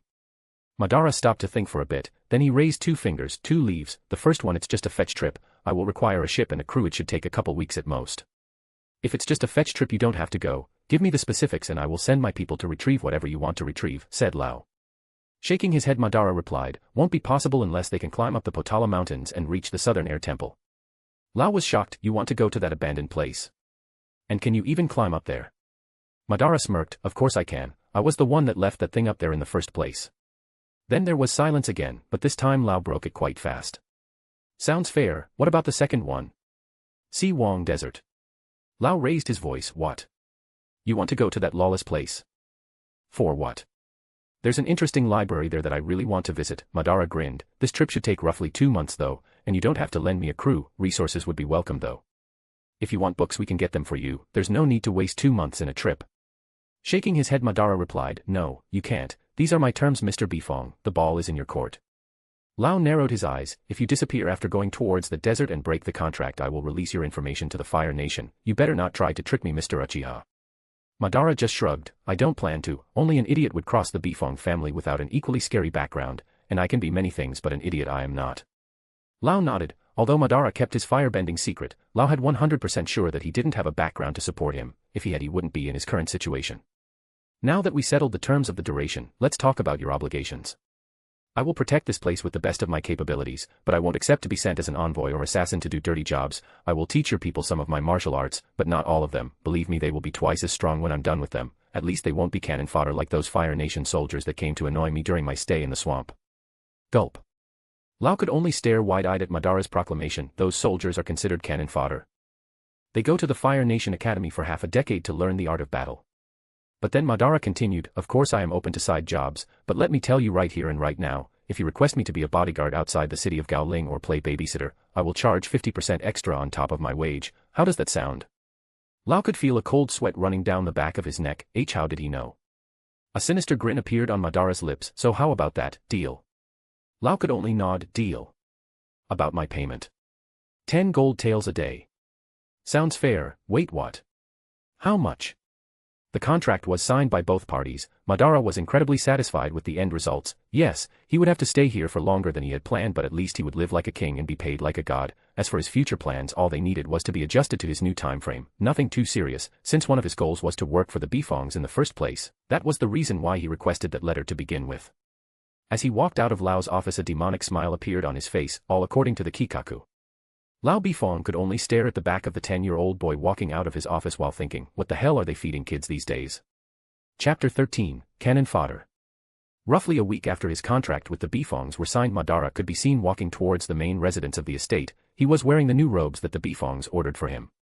At first Lao wanted him to keep the color scheme of the robes in touch with his families, but all that took was Madara to say, well, that wasn't part of the contract. Madara was wearing robes very similar to his old Darth Maul-inspired ones. The difference is that the inner layer of robes was red with silver embroidery details. The outer robes were still black but made of top-quality fabric. The Uchiha symbol on his back was professionally made this time. He also had shin guards similar to the Akatsuki's uniform, but instead of white it was made of black leather. Attached to his leather belt was a fancy red string which other end was tied to a small token that carried the Bifong family sigil. That part Lao demanded and Madara shrugged. It didn't bother him.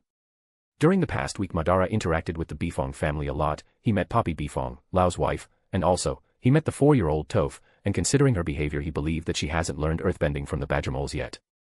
Hello there Mr. and Mrs. Bifong, you look lovely today. I think it's the new hairstyle. He lied through his teeth. That hairstyle was very traditional but just made her look like she had a big head, regardless who would say such things to the wife of their boss. But then a childish voice came from below. Madawa, said the young Toph trying to locate him. He chuckled and walked towards her and patted her head. You look great too, little midget. Poppy Bifong's eyes twitched. She didn't like how Madara behaved informally with Toph, and she didn't like how Toph changed from her quiet and silent personality around him either. She tried to talk to her husband many times but Lao told her that it was good for Toph to have someone closer to her age to talk to. He hasn't been fully smitten by his control freak of a wife, yet.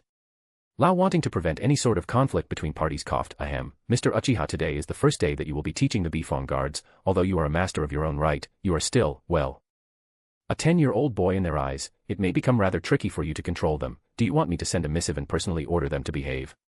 Madara grinned. Nah, that won't be necessary. If they behave badly, I will carve subordination in their bones. He let out a wicked chuckle that made the Bifong couple sweat a bit. Toph on the other hand grinned behind her mother, and no one saw it. Sigh, I trust you, but at least let me send you an assistant. It won't be someone that will get in your way, you have my word. You seem to have acquainted yourself with Lei. He will be under your orders for the duration of the contract. How about that? Oh. Well, if it's Jackie then it's fine. He seems like a fun guy to be around, but let me tell you beforehand, Mr. Bifong, I will train them for war. Many will want to quit, but if only 1 out of 10 endure, you will have the best guards available in the 4 nations, discounting the Fire Lords and Earth Kings. I can't do that much in such limited time, I hope you understand. Lao nodded. Do what you must, just don't kill them. I don't want the tales of a monster that is killing Bifong guards to appear, it would ruin our prestige. Madara turned away and walked towards the training square. I can only promise to do my best in that regard, please send Jackie to the training grounds. Lau could only sigh, since when I became an errand boy. He chuckled, this kid got balls. Poppy wasn't amused, are you going to let him talk to you like that? He is the servant, not you. And look at how he behaves with little Toph, he is a hooligan that will teach her bad manners. Damn you, Madara. Was all that Lau could think at this moment. Toph, on the other hand, did her best to prevent a smirk from forming on her cute chubby face. Hey. Madara walked through the estate. All the servants that saw him bowed their heads a little. They didn't know who he was, but to get a house inside the estate and being sponsored so much by Master Bifong means that he was special in some way. As he arrived on the training grounds, he did a quick scan. The place resembled the tournament square from the Dragon Ball series, and a bunch of young men were already talking to each other. Today they heard that they will be training under a martial arts master, and they were obviously curious about it. Madara kept watching their behavior when he heard hasty footsteps behind him. When he turned, he saw good old Jackie, Lei, arriving in a hurry. Mr. Uchiha, I came as soon as I was given the order. I shall be under your command from this day forth. He said, bowing his head, but his voice was loud enough to attract attention. Everyone turned to both of them, and when they saw young Madara they raised their eyebrows. What the hell? Is that boy our instructor? It can't be right, he looks more like a noble. Madara turned towards the crowd and walked steady steps towards them, stopping 10 feet away while crossing his arms. His eyes narrowed and the air around the training ground got heavy. Attention, you useless bastards, he shouted. Formation. Now. Everyone hurriedly ran and stood 5 feet from one another with their backs straightened. All they could think is, what the actual fuck? I was hired by Mr. Lau Bifong to teach you all to fight properly. His gaze scanned every single one of them. Once they felt their gaze on them, a cold sweat ran down their spine. I will twist your insides until they bleed. I will grind your muscles until they shatter. And when I'm done with you, you will become fucking experts or die trying. Gulp. Madara walked towards one of the men in the front. This one had hazel eyes and messy light brown short hair. What is your name, scrub? Gon, sir. Gon. Gon, he said again. Tell me, Gon, what is your profession? We are guards of Bafin Dash. Tud. Blurg. He was interrupted by a heavy blow to the gut. Everyone looked towards him and saw Madara's elbow sunk on his gut, and the poor guy fell on his knees, completely out of commission. You are no guard. Your current profession is cannon fodder, said Madara as he retracted his arm and went back to his crossed arm position. And you will remain that way until this training is complete. I might be a 10-year-old, but I killed more men than any of you met in your whole lives. He was talking about Madara's past experience added to his own. I trained girls that could beat all of you black and blue alone, and bend your bodies, twisting you like pretzels. What the hell is a pretzel? Sounds scary. Shut up, leave my thoughts, you idiot. LOL. Sir, I don't T-dash. ZZII. Ugh, the man caught his throat wrapped on metal wire. You didn't ask for permission to talk. You will learn how to behave or you will go back to your homes tonight with your arms replaced by your legs. Am I fucking clear? Yes, sir. A loud chorus of voices echoed through the Bifong estate. Now you fucking useless dogs, before learning how to beat someone you first need to learn how to take a beating. Everyone in pairs now. The guards quickly moved and found their pairs. I want you exchanging punches, no need to defend, aim for the gut and use your full strength.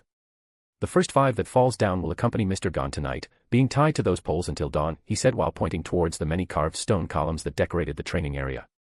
After that he walked back to his initial place. Very smart, sir. That way they will train their pain endurance, said Lei with a classical bootlicking tone. What the hell are you talking about? Asked Madara. Isn't that the goal of this exercise? Of course not, I just want them to bleed for the day. If they can muster the proper will to come back tomorrow, then I will train them for real. There's no point in training those who aren't cut for the job. I see.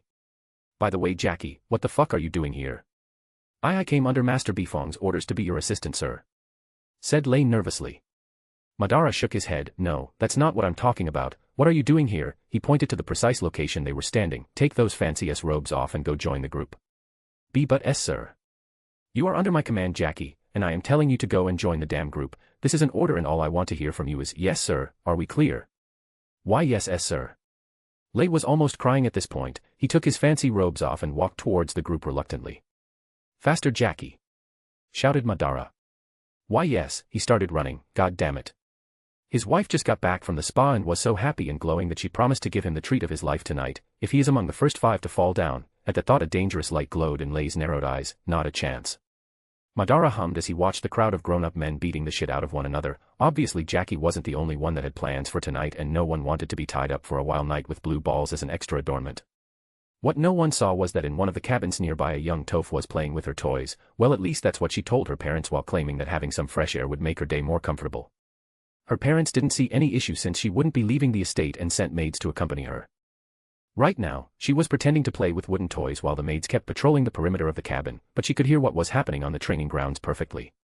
A sinister grin appeared on her cute chubby face as she started giggling. The maids just assumed she was very happy and entertained with her toys, of course.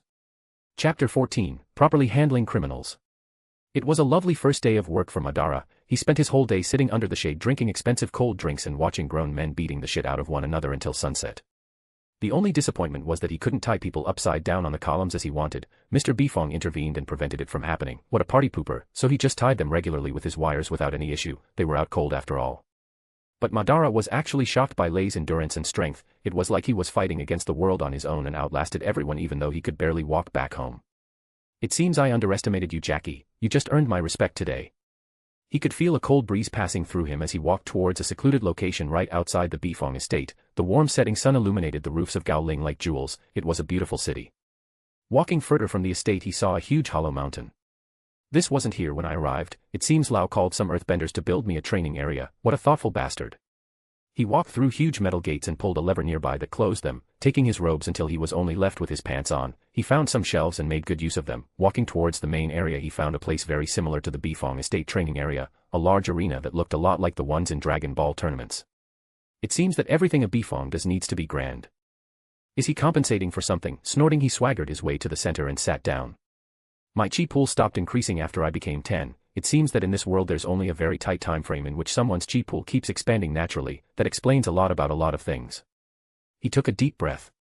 My Sharingan only activated that night because I can assume that was the moment that my chi pool stopped increasing. It was 15 days ago, which means that I turned 10 exactly 15 days ago. I now know my biological birthday, although I don't know which day is today because I never cared, but I can ask for information after this training.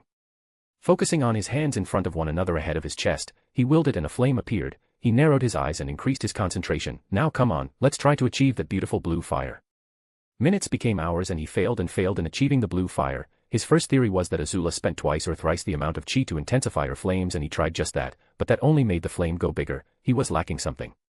Even the best firebending method he got didn't teach him the fire because the amount of chi required for the blue flames was absurd. He wonders how many before Azula could do it. He never heard of any avatar doing it, so it must be a very rare trait to have a huge chi pool. I will work around that. My plan is to spend my next year coming here every day after work to master firebending entirely, then go back to the Southern Air Temple to fetch my gunbai, and once I'm back here. Hey, he grinned, it will be lightning time, baby. From that day on he kept the same regime. He woke up at dawn, he trained the soldiers until they could barely walk before sending them back home. Many decided to quit but most of them stayed, which shocked Madara a bit. His training was borderline torture but those blokes endured it without crying, well, at least in front of him. During this time, he also spent quite some time with little Toph, who's already displaying her rebel personality when alone with Madara. This place sucks, a childish female shout echoed through the little gazebo in the middle of a huge koi pond. It's not that bad, little midget. I had to live on fruits and birds for a whole year, and after that I had to survive in the wilds for half a year, hiding in the foggy swamp eating things you don't want to know to satisfy my hunger. Said a less childish male voice in a soothing tone.